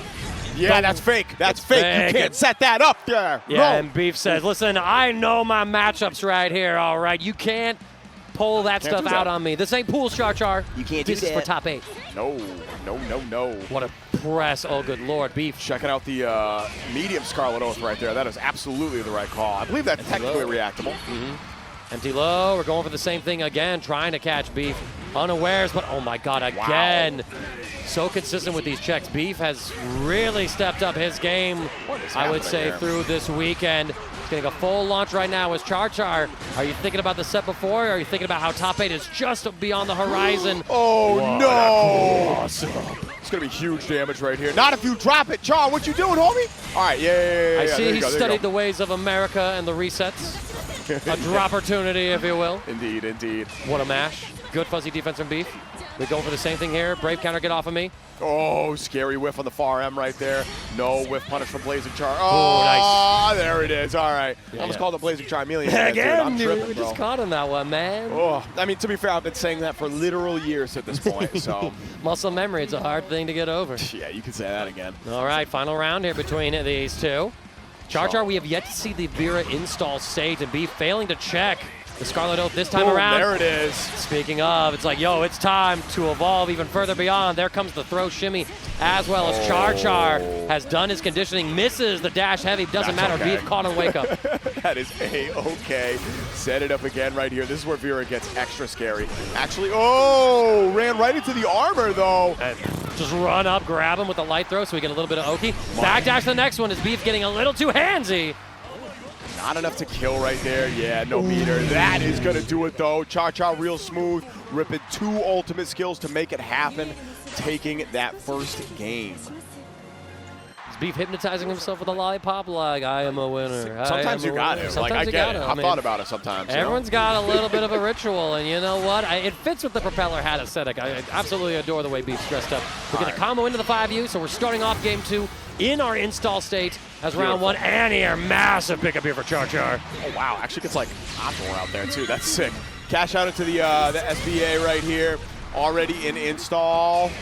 Yep, spend the diamond to maintain the corner. I really like that. Throw bait, and there it is. So Char is starting to catch on to the fact that Beef has a very active defense, calling out multiple throw baits, BC attempts, and these crazy presses that were getting Beef a ton of damage in that first round.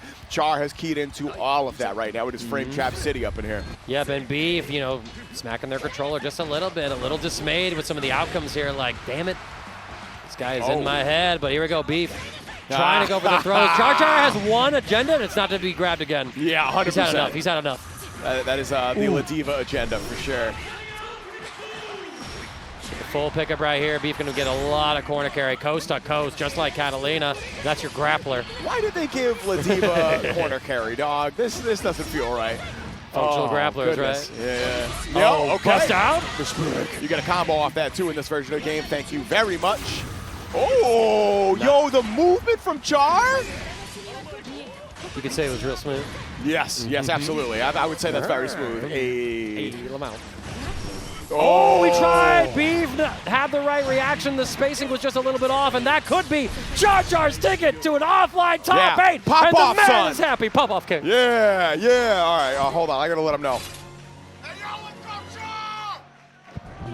Character back in the trash. It is only Ferry here for our King BEPaw. Listen, you can go perform a concert somewhere else, lady. These are fighting parts of town. Man, she is pretty silly though. I do love. I love her. Best throw in fighting game history. With the little selfie she does, the J wall. Oh yeah. That's perfect. No notes. That's just no notes. Absolutely. Man said, "You're dead inside. How are you here?" Just like my ex. I'm glad you think of us as living. I'm glad you look at me and go, you must be alive. That's some anime stuff right That's there, so bro. anime. Oh my goodness. All right. Top 16 winners. Winner goes to top 8. Loser drops down to the Shark Pit. Cowhunter right off the bat, plus frames off of the projectile. And now, yeah, you're back at Ferry's optimal range. You got to respect it. Otherwise, that happens right there. Yeah, Cowhunter thought he could make a play, but BEPaw being incredibly patient. Ooh. It looked like a trade, but Cowhunter actually able to get there. We do see an early fire install just in time for him to be put into the corner. So I believe it's an extra 10% damage. And that's that he's a scary receiving. choice against BEPaw, too. Like, you're giving up Oki and letting him basically press on you for free after that. Right. Oh, he takes the backdash. Yep. Ultimate fireball. We get the knockdown now. We're able to disengage, but BEPaw with that very quick ultimate DP. Pretty common behavior on his side of things, and Cowhunter again trying to jump, but BEPaw says that is a no-fly zone. Get out of there, you angel. Very reactive gameplay so far from BEPaw, which is precisely what you need to do in this matchup. We can't get anything off of that except setting up the GG right here, and Cowhunter's going to have to start thinking about chip.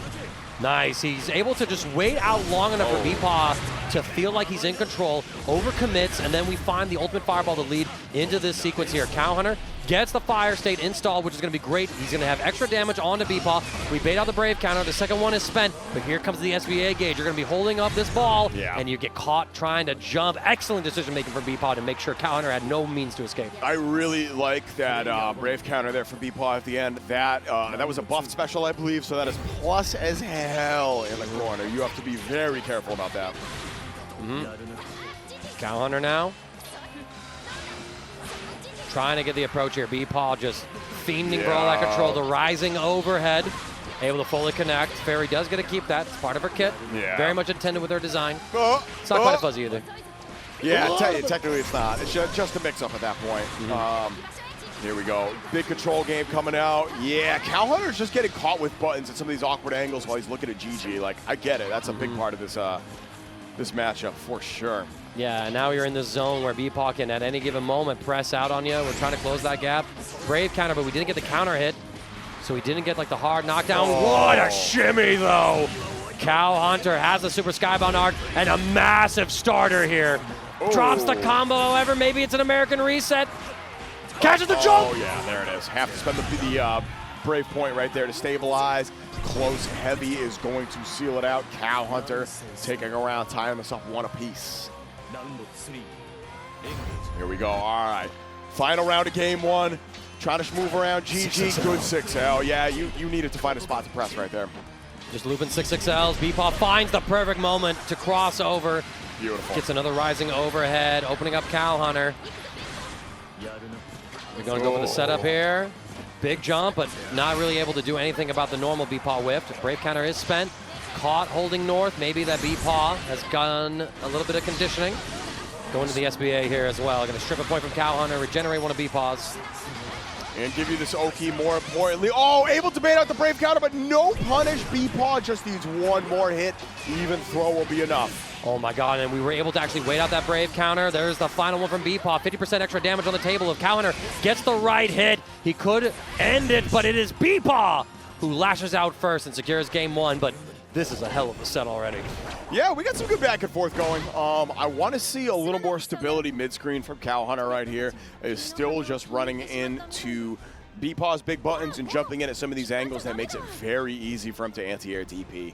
And BEPaw, like we were talking about this earlier, very good reactive player. You cannot let BEPaw, you can't put the game into BEPaw's like side of the court, so to speak, and let him make the call there. That's a scary proposition. You have to checkmate this man. We'll see if Cowhunter is going to be able to do that. I mean, after all, he was able to send Ryazo to losers, has been able to blaze a warpath for himself on this underrepresented character as well. Super exciting to see someone who picked up a character that a lot of other top-level players sort of dismissed for the faults in their kid, but this guy said, nah, I believe. Sometimes that's all you need. As long as you believe in your character, that can make all the difference for sure.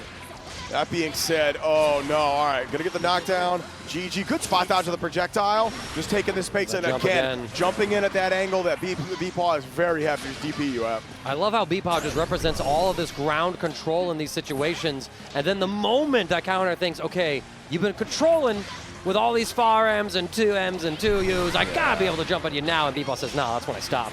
Bro plays a really good grounded game plan. Hard knockdown, GG, mix up for your life. Actually caught blinking. Cowhunter has been given quite the gift here. And of course, we're gonna get that full corner carry. Fire, but look at that. Wake up with the 5L mash. BEPaw recognizing, hey, listen, you're not close enough to get the advantage that you think you have. If you're only +1 at that range, you're basically not plus against Ferry. Like it's not worth the risk there in my humble opinion. Nice block on the overhead. I mean, Cowhunter's defense, outside of like those instant rising overheads, has been really good. We do see a DP finally. Not able to reach with that 6XL. Finds it here, crossover from BEPaw. Seeing that Cowhunter is sort of tunneling on trying to lock him down without option. You get the full pickup here off of GG. EX hula hoop into the snare, bring out the crew, set down GG yet again. Cowhunter has to defend, holding low. Super jump. I was so ready for the DP right there. Oh my goodness. Though. Very scary. Yeah, look at this now. BEPaw, after all that preemptive play, goes back to passive. Just alternating between those options in neutral. Cowhunter tries to interrupt, but again, BEPaw says, no, I'm going to meter you because I'm going to make you respect this fireball. What a tech on the throw, though. Cowhunter fighting for his winner side life. Oh, no, yeah, the Cowhunter's losing to a lot of these meaties right here. Like, oh, I get it. You have to find the right spot to press out, but you cannot let BEPaw get an inch. No, he's taking the whole damn mile with it, and BEPaw, winner side up top. We're in for a banger here. I'm going to be so real with you. I am quite stoked to see how this all plays out. Of course, we talked about BlueSkyGuy. He's been able to make several top 8s. One of the many reasons why Vaseraga has been a character in this World Tour that has made almost every single top 8, I think, like 3 times, something like that. I remember Vira If not, it's like 9th. You know what I mean? right, right there. Right there every there, time. and then Arc System works at side games, looked at that and said, what if we buffed him? What if we let him win a tournament? This is the society matchup too. I always forget about that. So this is fun fact. This is the first ever matchup I played in the Tokyo for the Hong Kong version of this game. Excuse me. Yeah, way back in the day.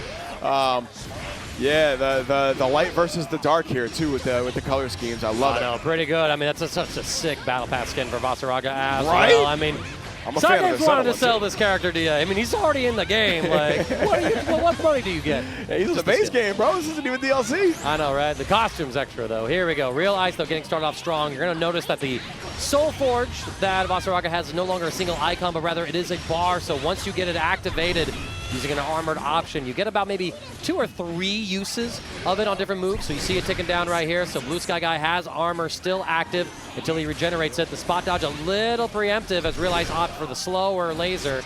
And now BlueSkyGuy trying to find the next hit, but Real Ice playing this pretty good so far. Nice scoop. Pickup should be the kill. This is exactly what you want to do with Zeta in this matchup too. If you get locked down at position 0, you are going to have a bad time between like the very potent just regular ult skills and the invincible command throw. Real Ice's hit and run game plan is exactly what I want to see. Wow, approaching from the sky too, jumping over that fireball, and now Real Ice going to get the combo in the corner as well as BlueSkyGuy. 2 wrong decisions in a row. Real Ice going to get the setups here. No fuzzies play here for Zeta, but he does get the safe jump. Walk at him. You got caught on behind. Real Ice like, what? Oh, like had the right idea, right? Trying to roll through stance. That just hit both sides, brother. I am sorry. Gonna get that far L link. Ooh, missing the close M link after the ult skill right there. What a reaction, that ultimate throw, though. Real Ice in control so far. BlueSkyGuy down to his last Brave counter. Real Ice just gonna wait this out. Gets caught with the ultimate fireball, though. EX Lariat takes us into the corner, both sides waiting. Disengaging after the spear thrust. Trying to catch him jumping, but no, Real Ice just opting to hold his ground. Jump, delaying the fall with that JU timing. There it is. Not even the JU, just the follow-up special moves. Rhapsody interrupted. Yeah, that could have been so much worse. Low key for both players right here. Real Ice actually gets the hit, powers through with the full screen laser, and is able to take the round. Yeah, there it is. All right, he's counting. One more, baby. Yeah. He's thinking about that top 8. Lock Winner in, side son. will be huge for him. Crowd's popping off for another game that's having a damn good time. It almost sounds like the Guilty Gear Strive crowd. I believe that bracket is in its top 48 as we are in our top 16. That will be on the Juicy Game Night stream. Yo, check out the Blastoise Yo, getup from man, BSG. Oh my god, I didn't realize that's what that was. That's fire, dude. No, BSG's sir, it's fit water. game's been good. Hey, all right. It was too easy. You got me. It's too easy. Put it in the reel. Oh, I Don't love do it. All right, here we go. Yup, Spear of Arves just to disengage. Exactly what you want to do. You can choose to RPS with that, but nah, get out of there. Right, all right, Soulforge is completely depleted for the moment. BlueSkyGuy trying to bully his way in, using these Rampage in its follow-up. Soulforge going to be interrupted on activation. Rhapsody just whiffing. I think Real Ice might have had a mis-execution there, or didn't get the follow-up he wanted to after that sequence. Hard to say. Yeah, I don't think pressed a follow-up at all, to be perfectly honest with you. Ooh, okay, that could have been much worse. PSG trying to chase down right there. Soulforge has expired. Oh, right, we buff up instantly. Oh, I love the resource management here from BlueSkyGuy. Trying to find the next hit as well, just out of range of that far heavy, keeping Ice as controlled as possible, but here we are. Gonna get the full extension in the combo right here. Real Ice taking BlueSkyGuy into the corner. Get off of me, we say with the Brave counter. Walk at him. And I like how Real Ice is just committing to waiting out the Rampage, not wanting to interact with it, not trying to mash it, not trying to throw it, just saying, go ahead. The worst you're doing to me is like some chip, and if I'm only reacting to the throw, then we're fine. React to that, though. BSG won't be caught by your shenanigans. Passes the Unk check right there. PSG finally put another round up on the board. It still has a lot of work to do, though. Real Ice up a full game. Ooh, moving right through the extinction, too. All right. Yo, we saw the Rhapsody, so we immediately went in for the Great Scythe grab. Smart routing there from BSG. Yeah, that's just footsies right there, bro. Yeah, Don't footsies with armor. Buff up, here we go. Yeah, yep, that's a frame kill. Throw it up. And there we go, right? Real Ice. The defense is finally starting to crumble just a little bit. BlueSkyGuy setting up the chip kill, catches a jump out, I assume. And as quickly as Real Ice was able to get a win on the board, BlueSkyGuy evens it up. It's one more for both players to get in the top 8 on winner's side. Loser of this would be sent to play one more match. And yeah, it would be Elsa. Thank you for the reminder. My Star GG is trying to upload or load up Real Ice's profile, but alas, the internet does not seem to agree with me. Oh, all right. Rhapsody finally coming in clutch right here. We are going to get the close M link. That means we're going to the corner. Oh, misses it right there. That's okay. Still has that good positioning. Good space on the Rhapsody. I think that was the B follow-up, if I remember correctly. B or A? Who's to say? Who's to say? Yeah. Oh, my lord. BlueSkyGuy thought he could get the Soulforge active just to have a little bit of armor, but Ice came on down with the spear. Guard crush, take the turn back, and there it is, the ultimate scythe reversal. BlueSkyGuy representing that option. Realized had the reaction before, but this time was already committed to an option, so was not able to escape. Runs into the armor, get the full pickup here from BlueSkyGuy. Going to be a great grip of damage. And the next stock of Soulforge. But Rhapsody alleviates the pressure. Real Ice taking it back. Oh, yo, the triple. Here we go. Hard knockdown, or not hard knockdown, rather regular knockdown off the Raging Chain right here. One more hit from Real Ice should be enough to kill PSG, but the same could be said for Real Ice, to be perfectly honest. BlueSkyGuy has that big damage combo route locked in. That's it. Triple Spear of Arves is enough. We are going, oh no, not final game, final round, I'm sorry. Not Just yet. set point for Real Ice. Then maybe he looked into the future. We'll see if BlueSkyGuy can make a profit out of you yet. It's always a possibility. And, wow, able to punish the full screen command grab right there. Interesting choice. I'm wondering if we were trying to read an early Spear of Arves. Either way, Real Ice, yeah. That's the range I want to see you playing at a little more. This Fireball harassment is really good for shutting down the Soulforge. And of course, you could vary the timing, so it makes it a lot harder to spot dodge. Trying to advance again. We evade through, but BSG immediately ready with that back throw. Punish. Sit down. I don't know what we were cooking with that particular option. If that was a misinput or BlueSkyGuy just had some sort of read on Real Ice pressing there. Did you see that route, bro? Oh my goodness. Yo, Real Ice is cooking. This dude real is good. Zeta. Yeah, I'm saying, bro, this is like, people think about Gandito, and Gandito's still my GOAT, don't get me wrong, but this is one of the first to do it. BlueSkyGuy goes in, taking plus frame after plus frame. Real Ice with a great fuzzy press. Ultimate Fireball not going to find Real Ice the hit just yet. He's still boxed up in this corner. Jumps in, no anti-air from BlueSkyGuy. That could have been the round. Yeah, if you landed that would have been it. Powering through, and the triple Spear of Arves once again. Man, this is gonna be a banger, dude. I still can't believe how good Sharkz did in winner's side. This very, very well could be a deciding factor for both players, honestly. A deciding matchup, excuse me. Yeah, we just saw this matchup in the previous block, but now Metera is played by a different player, so we have to see what Sharkz can bring to the table that LabyrinthZ was unable to provide. Redeemer on that classic Anre went very aggressive.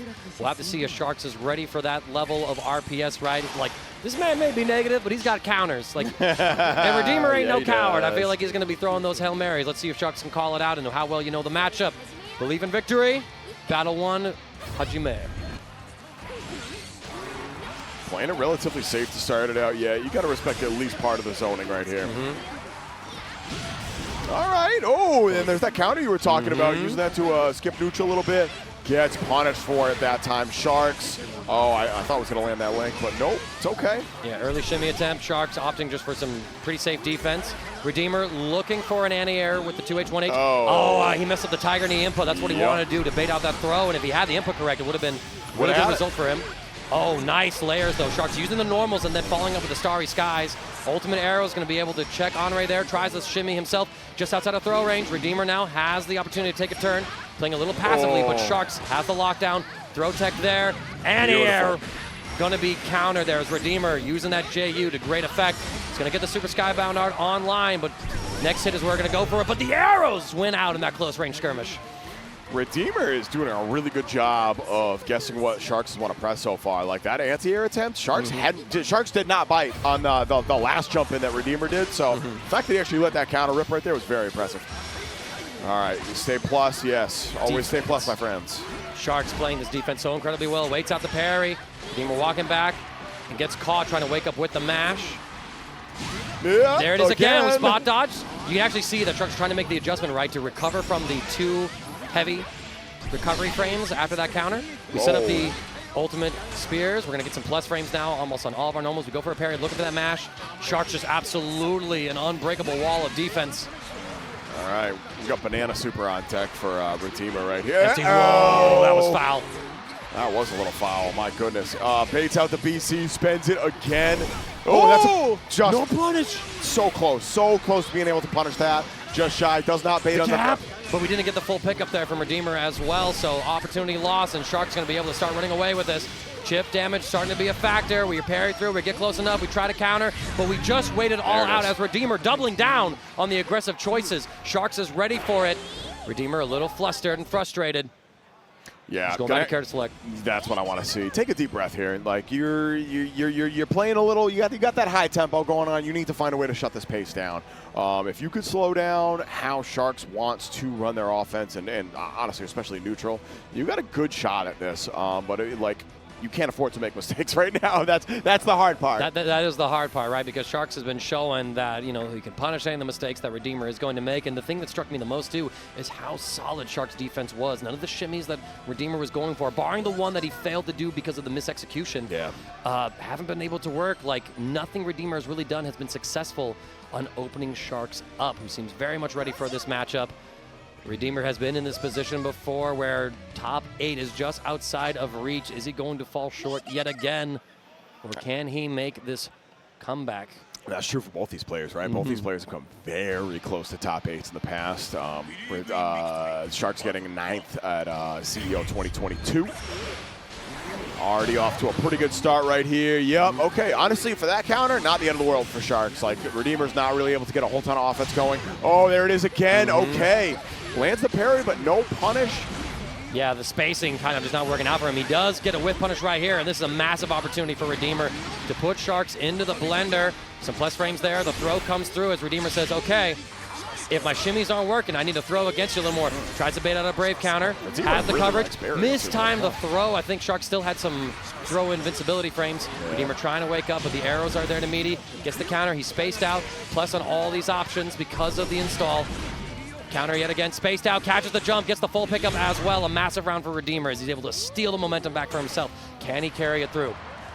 You can tell he's still nervous, too. Oh, yeah, I mean, I don't blame him. Yeah, it's all right. That's a good start. That's a good confidence booster right there. You don't usually see Anre use Banana Super like that. I'm really glad. I'm really glad Redeemer's letting that rip. Goes with a shimmy this time. We had so many successful throws in the first round. It was time to bust out the shimmy, and Sharkz has fallen victim to it. We are now in Redeemer's flow. Can Sharkz escape it, though? Plus on block.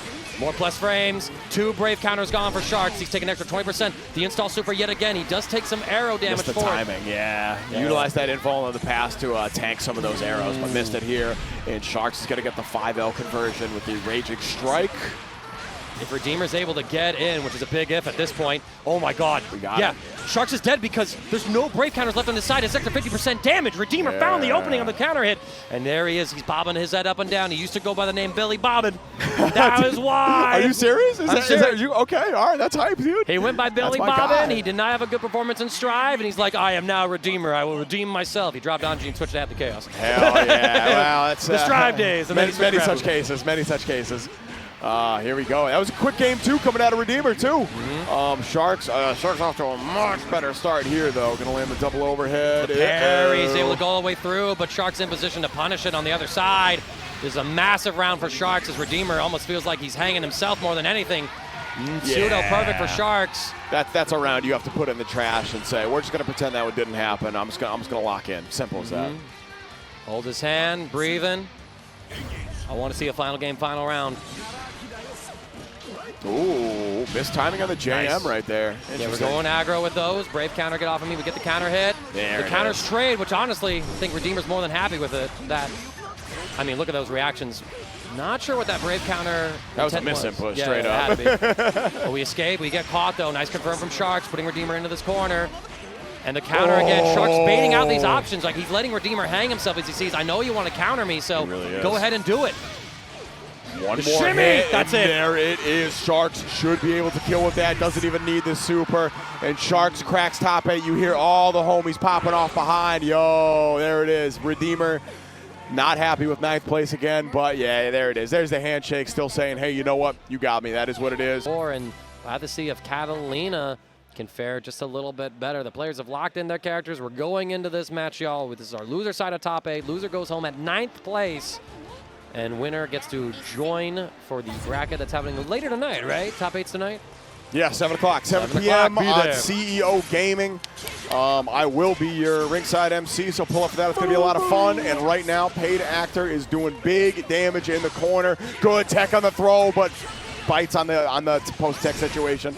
Huge in vanilla and even bigger in this game. You need to know your post-tech situations, and you need to know you cannot challenge Katalina 2M post-tech. Don't try it without an invincible option.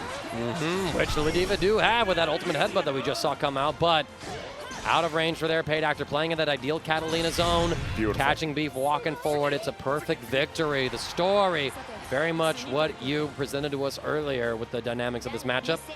Let's see if Paid Actor can keep to the script of the matchup. Yeah, that you're gonna see a lot of 2M and a lot of Paid Actor smashing far heavy once Ladiva gets in the air. The range that Paid Actor is going to be playing around is very conducive for that. That's actually what I want to see more of. 2U from Ladiva is a very good button. It gives you a hard knockdown, and low-key, like, it's pretty good at catching people unawares in certain ranges.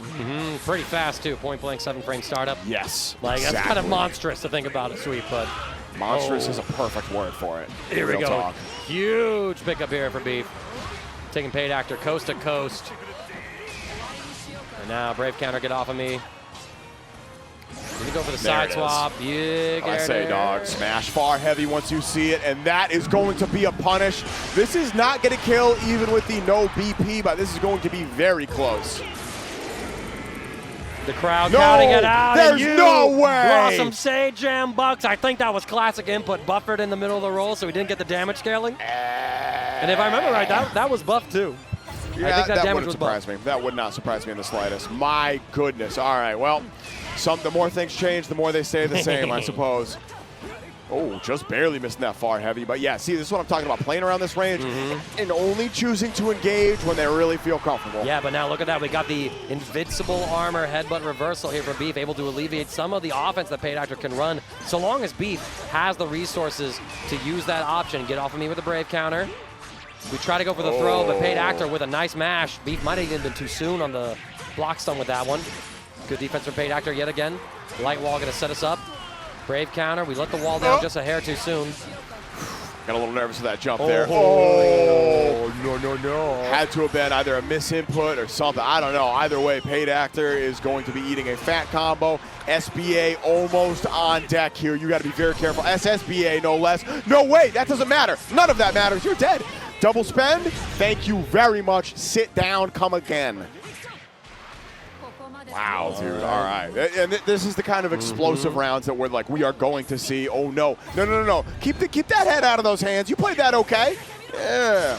Right, yeah. Keep the confidence up. Right, I mean, but that's like the problem, right? When you're in this position and you're thinking about that top 8 spot, you want to get that far, you want to play in that ring. All of a sudden, this set matters just so much more, and you're just thinking about the context surrounding it that your mind is distracted from just thinking about the game and what do I have to do in this moment to play? Can Beef forget about that surrounding world and play out the situation? Excellent dodge on the Jewel Resort Screwdriver. The Lariat comes through, and so Beef's going to get a big, beefy combo, putting Paid Actor into the corner. Hope this mix. Yeah, okay. I think that's the right call right there. We were getting very close to a command grab. Guard break off the Lariat. Yep. What a press. All right. That was a +2 situation for B. Paid Actor swinging the negative frames. Sometimes you got to do it. Sometimes you got to press far L on negative frames. I get it. Yeah, right. You got to represent that confidence. And Paid Actor playing this incredibly strong. Gets the anti-air there. Run up ultimate headbutt. A savage option. We try to get the Jewel Resort Screwdriver. And yet again by the far end. And B devastated by that jump in. Losing a little bit of that composure. So depending on the matchup you're playing, some of the Ladiva players will jump forward, bait out a 2H that whiffs, and then like do Lariat or a button or something. Paid Actor is already playing ahead. That's why we're seeing the far heavy to anti-air at that range. Again. Give me more of that. Let's go. Paid Actor playing this matchup as well as you can expect.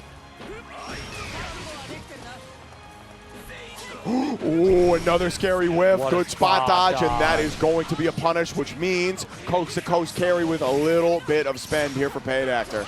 Yeah, Paid Actor just undeterred at all, but he finds the next hit. Gets a standing reset, doesn't really go into anything. Trying to catch Paid Actor jumping. We get intercepted by the far normal. Beef in a guesser game situation here. Throw will now be enough to kill, actually. After that little bit of a hit. Yeah, it's going to be close either way. Paid Actor down to 1 BP too, so if you can build some meter, never mind. I am so sorry. That is simply not going. Expression with the alternate skins, with the colors that you have, and the weapon accessories, and having a setup for the stream where you have access to those things. All of that. So great. We had pool setups that had like some of the niche skins at Combo Break. I couldn't believe it. There was there's a skin you could only get if you participated in a side games tournament in vanilla, and one of those setups had that for Lancelot. I couldn't believe it. I couldn't believe it, dude. Anyway, none of that matters right now because we are getting right back into it. Ryazo rocking the Uncanny Valley mask again. And of course the 4-winged menace coming out from Cowhunter.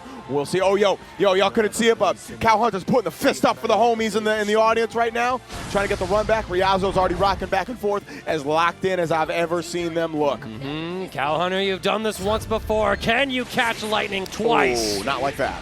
Not like that, my friend. You just catch Ryazo's hands, I see. Huh? Yes. Catching them claws. Go for the shimmy. Good defense from Cowhunter. Alternating that one, Thunder Flash to alleviate the pressure. We see that Cowhunter likes to alternate those 6XL pressure, right? Just looping it as it were. Shimmy comes through. Ryazo not ready for it. 6XL catches, so Cowhunter has a chance to play. Are we going to end this with a little bit of an elemental install? Yeah, that's. Oh, and you respected that too. Yeah, that's so right. that was something that BEPaw was really blowing up, and then I want to see Ryazo start to do a little bit more. If you steal that element in mid-screen, you press after. Here we go. We apply yet another ultimate launch here. Going to be good damage. And that is one of the strengths of this character. This character gets good damage anywhere on the screen. Oh, no. But Ryazo gets damage in the corner. Yo, this might kill, dude. SSPA? Stripping away 2 break points. Doesn't need it. Even needing a cinematic. Ryazo, okay. Drawing first blood in this round. All right. Pretty dominant first round, too. Like, even 6 is like, yes, I'm back here for you. We're so back. So back. With the Japanese dub, too. Somebody switched it. Oh, man, somebody switched it again? Yeah, Turn the game off. That's it. Rerun it. The boiling in our blood will determine what shall be. Man. That's all I'm saying, man. Good tech. Jump in massive. That JU, though. The bait on the Thunder Flash, but no punish. Get off of me, says Ryazo, baiting the Brave counter. Both sides have spent 1 point already. Ryazo full SBA gauge. Cowhunter building up to just beautiful. 19%. Yeah, that's where you want to press. Oh, no, that's going to hit. Yeah, there's a Nice. huge gap after that 2-2-8, so you can absolutely let that rip. Nice And shimmy. Ryazo is going to get the conversion here, and that's the kill. Game 1 going to Ryazo. I mean, it's business as usual for Ryazo. No doubt. This person has been tearing through losers, and here comes revenge knocking. It's a Kill Bill movie, I tell you. Yeah, I mean, I could see these two being in Kill Bill. Right? That wouldn't be too out of place. Ooh, a couple scary whiffs right there. Gonna have to deal with the plus frames off the empty Nice hit. mash. Yeah, and that you can just fuzzy mash that spot. Either they like smooth back and you just whiff and nothing happens, or you get the hit like that. I Right. really like that matchup knowledge from Cowhunter. Oh, and there it is again, baiting out the Brave counter this time around. Ryazo in full effect as Cowhunter crumbling a little bit on defense. Again, going for it, not. 660, don't confirm. What a Beautiful. match. Into the Ryazo, please. No, that's canon. That's called the Callisto. Wake up, sweep into SBA. That's canon, bro. It's all good. canon He hit the dev for that in this game at EVO a couple years ago when they were That's demoing amazing. Rising. Yeah, it was pretty silly. Shout out to Callisto. 6-claw execution. Ryazo feigning these options, keeping Cowhunter guessing. Wake up with the DP. Cowhunter trying to alleviate the pressure. 6-claw execution yet again. The Thunder Flash. Cowhunter 6XL gets caught. The throw from Ryazo. They want revenge, and they are coming for it. That was a hell of a set right there. I cannot believe that setup worked, but here we are. Ryazo is still needs one hit after this. But throw will be more than enough to kill, and if you're not careful, you're going to get chipped out. Ryazo 1 round away from doing this. That is it. Ryazo gets revenge against Cowhunter, punching their ticket for loser side top 8. Yo, and is that a medal I see on? All right, let's see how this one plans out. I mean, you do got like the full screen 5U to trip Vaseraga potentially, get some of the set play with the rock going. We just have to see if Elsa has developed enough tech with the character. There's plenty more that we're uncovering, right, as far as like setups go, how much frame data you have after what particular knockdown and combo ender. This is a character that's going to require a little development, I think. Definitely seems like she has some sauce. She's not just a Gooner Bay character, you know. As much as Twitter will tell you, I don't think that's the case. I think this character has some serious sauce that we have not seen yet. No, we like shall see. It's a little weird to get to that sauce, but honestly, some of my favorite combo routes involve Galleon's dash heavy. Like, it's such a cool way to run your combos. Yeah, it's pretty cool. It's pretty cool. There's a Soul Forge, full screen. Checking. Oh, you're no. dying. You are in the hospital. Yes, indeed. That is half of your health simply evaporated. But we Brave counter him back. We catch him trying to walk. We're going to get the reset. No, actually just a full combo in that EX command throw on the crouching opponent. Setting up those rock structures as well. What an ultimate spot dodge. What a spot dodge from Elsa. This is some high-level play. Spot dodge the arm again. Bro. All right. Tit for tat. Blow for blow, these two. I'm starting to see why she wanted this character pick, right? If you can play at that range that allows you to react to some of the Vaseraga like slower options, yeah, that's huge. Barely spaced out. 2 Brave counters dropped. Run up ultimate throw. There it is. Scoop him with the will of the earth. Oh, did he get the full combo kill? It's fine. There it is. That is a low, by the way. Don't let the rock falling on your head fool you. That is a low. It is a low. It's not a low high. It's a low mid. It's a low mid, yeah. That's so sneaky, too, because when you're at that range, what you want to do is back up, and that just straight up catches you. Oh, the fist. Sometimes you get fisted mid-screen. I get it. Brave counter, get off of me. Full charge. She's able to jump, but gets caught. Only a jab for the follow-up. Oh. Look at this Blue Sky Guy trying to fight at this range as Elsa is just trying to corral Blue Sky Guy into the target zone. Push him back, 5U, and be able to again keep Blue Sky Guy under duress. What a perfectly timed spot dodge. Excellent read by Elsa. Blue Sky Guy down to his last Brave counter. Gets caught yet again. It's going to be big damage. Missed the timing by a hair right there, too, and now you are stuck in the corner. Just got to play this as safe as possible. Trying to make any sort of space. Taking a little bit here, but yeah, Blue Sky Guy still in a very comfortable position right here. 5U trying to advance forward. Holding this space. Blue Sky Guy doesn't really want to advance into that zone without the Soul Forge armor. And you don't need to, right? You have a life lead right here. This is exactly how you want to be playing this. Patient as possible. Right? And Elsa more than happy to play this patiently as well. Get some plus frames, trying to try and pressure offense. Beautiful. That's gonna What hit. a whiff punish. Absolutely gorgeous from Elsa using the command throw Super Skybound art as a whiff punish tool. Yo, she even doing the smack herself. Vaseraga lives with a pixel. Wow, the rock hit, going for it all with the ultimate shoulder charge right there, and that uppercut just straight up had the rock dropped on him. That's This is crazy. the way? Galleon counterpick into Vaseraga? This is the future? Maybe. Maybe.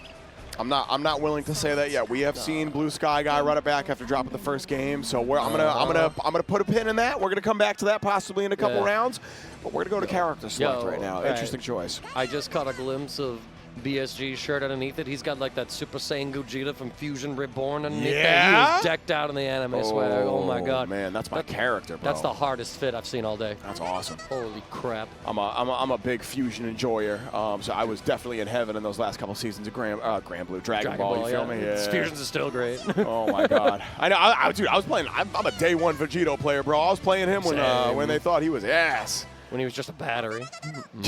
I miss those days. I never had less than 5 bars, bro. Anyway. But you can't get more than 1 bar in this game, and I have a funny feeling we're going to see a lot of spends on both sides here. Expect some more command throws. Expect, I don't know, all of the ultimate skills from Vaseraga, ultimate extinction, ultimate shoulder charge, all that good stuff. All right, we got a little bit of pressure coming out. Elsa so on point with her spot dodges against Blue Sky Guy's rampage follow-ups. Plus her on block, by the way, far heavy. Gonna just take some plus frames here. Continue to loop the pressure. Caught. Blue Sky Guy trying to tech or mash. We go for plus frames. Find the EX. Infinite armor. 5H. Yo, just barely out of range. And that's a big investment from BSG, right? Because that was 25% of your gauge you ain't getting back. Massive. Absolutely massive. Blue Sky Guy has no BP left. This is going to hurt so bad, dude. And I mean, the fact, too, that the Skybound arts are grabs means that when Elsa gets that full Skybound art gauge, as soon as BSG just gets too close, it's like you're taking a super. Absolutely. That's a huge dynamic in the matchup. There it is, the fist coming in clutch again. Elsa moving on to set point. Blue Sky Guy is struggling in this matchup right here. Oh my god. Imagine if this is the tournament. Blue Sky Guy was able to get top 8 at Combo Breaker just a few weeks ago.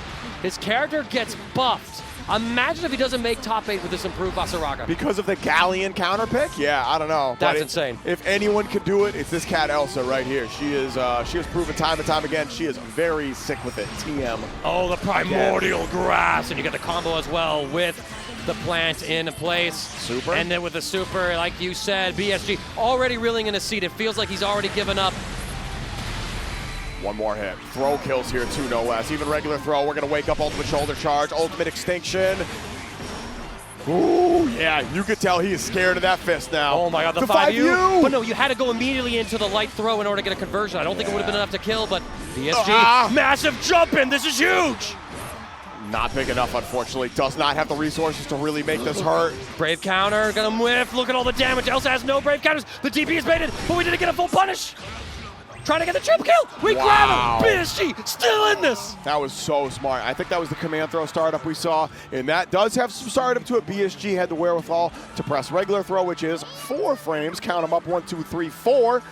Able to get the punish right there. BSG holding on here at top 16 losers. Absolutely insane sequence right there, and that might have just been everything he needed to in order to start making this comeback. Soul Forge is applied. Not taken down just yet. Elsa gets the back throw. It's going to be a brave counter spam. Wake up the ultimate DP. This time it's not baited. So set up the rocks. Plus frames, looking for some kind of reversal. Just constantly doing as much as we can. Oh, beautiful. Oh, great spot dodge right there. Into throw. Elsa just showing her mastery over this Vaseraga matchup outside of the Galleon specific elements. And now, set it up, That's 6XL. Yeah, this should be it. That is dead. We do not have enough meter to rip the super, but 50 if you want to yet. spend it. No, it's not enough. And he jumps the throw as well. BSG had gotten up, angry that he had dropped the set, but at last he's still in it. He still is. It's not over yet, dog. That's just one game. Deep breath. Yeah. Absolutely. Take off the shirt. Lose that. Take off the jacket. Show me that Gogeta. Go Super Saiyan right here. All right, here we go. He's like, 1 second, 1 second. Look, this man had given up twice, y'all. He was standing up. He was like, I'm out of it. But no, then you realize, wait, I'm still in it.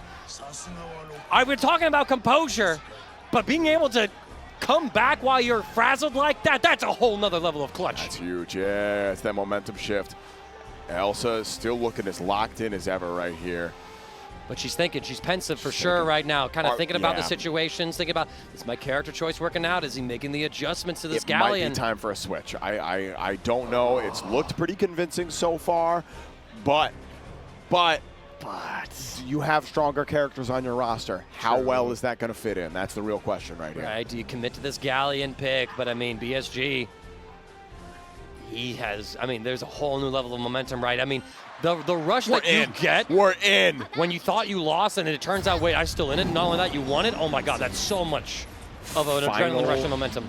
Final game of top 16 losers. This is it right here. Elsa versus Blue Sky Guy. Blue Sky Guy misses the punish. Elsa is able to get the... Oh, not able to get the combo though. Just a slight jab there, not really able to get a bigger punish than that.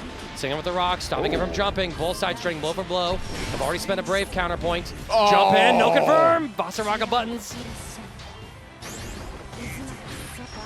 Jeez, no conversion. Elsa's got a few stray hits here. Hasn't really been able to get a conversion.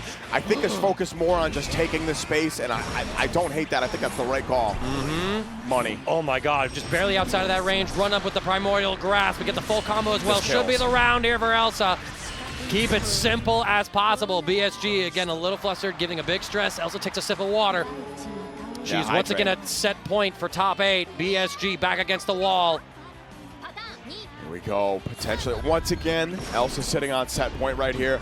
BSG. Oh, that was a great counter poke. Has a chance to make yet another comeback here against Elsa. It's in a great lead right now. Elsa locked in this corner. The armor, the spot dodge. Interacting. Elsa's reactions against all of Vaseraga is so incredible. Sets up the rock. BlueSkyGuy just disengages, giving Elsa some screen room. Armors through, jumps the throw again. We're seeing him react to those situations with that JU. Unfortunately, he's not able to get more than that, but at least he avoids the throw. He would have been in the corner. Elsa's spot dodge game is kind of next level right now. I'm not going to lie. Looking for anything out of Elsa right now. Blue Sky Guy is jumping just to see what Elsa does. Oh, and that finally hits. No confirm. Jumping the brave counter. No confirm again. All right, we got a chance here. We got a chance. Both of these cats are dropping left and right now. The armor not going to be in time for BlueSkyGuy. Elsa trying to push him into this rock. That's Catches gonna him hit. landing. Yes, That's beautifully gonna hit. timed. You can jump that super arm reaction, but BSG was falling into it. Perfectly spaced at time by Elsa. It's going to even up the life total. She needs 1, maybe 2 more hits. Oh, No but so does way. BSG. Missed the spot dodge by a hair, and now BSG is on set point. We are all tied up. Final game, final round. There could not have been a better set to run last before top 8. A more climactic one to give to you all at home and here at CEO. I don't care who wins, we're losing our minds. There it is again. Yes, I need to it's a see good Elsa set. start calling that out, but it might be too late. Armor. Oh, yup. Held it, armored up, able to get the wall bounce here. Command throw coming out. BSG working on a pseudo-perfect right here. Back throw it to the corner. This is where Elsa has a big opportunity. The armor comes through, the ultimate stampede. It's just a little bit of damage. He's not able to get the side swap. He go for the throw. He jumps it. It's going to be a punish. And is this enough for BSG? No, he spot dodges. Why? Doesn't matter. The ultimate fireball comes through from the jaws of defeat. Victory is reaped by the scythe.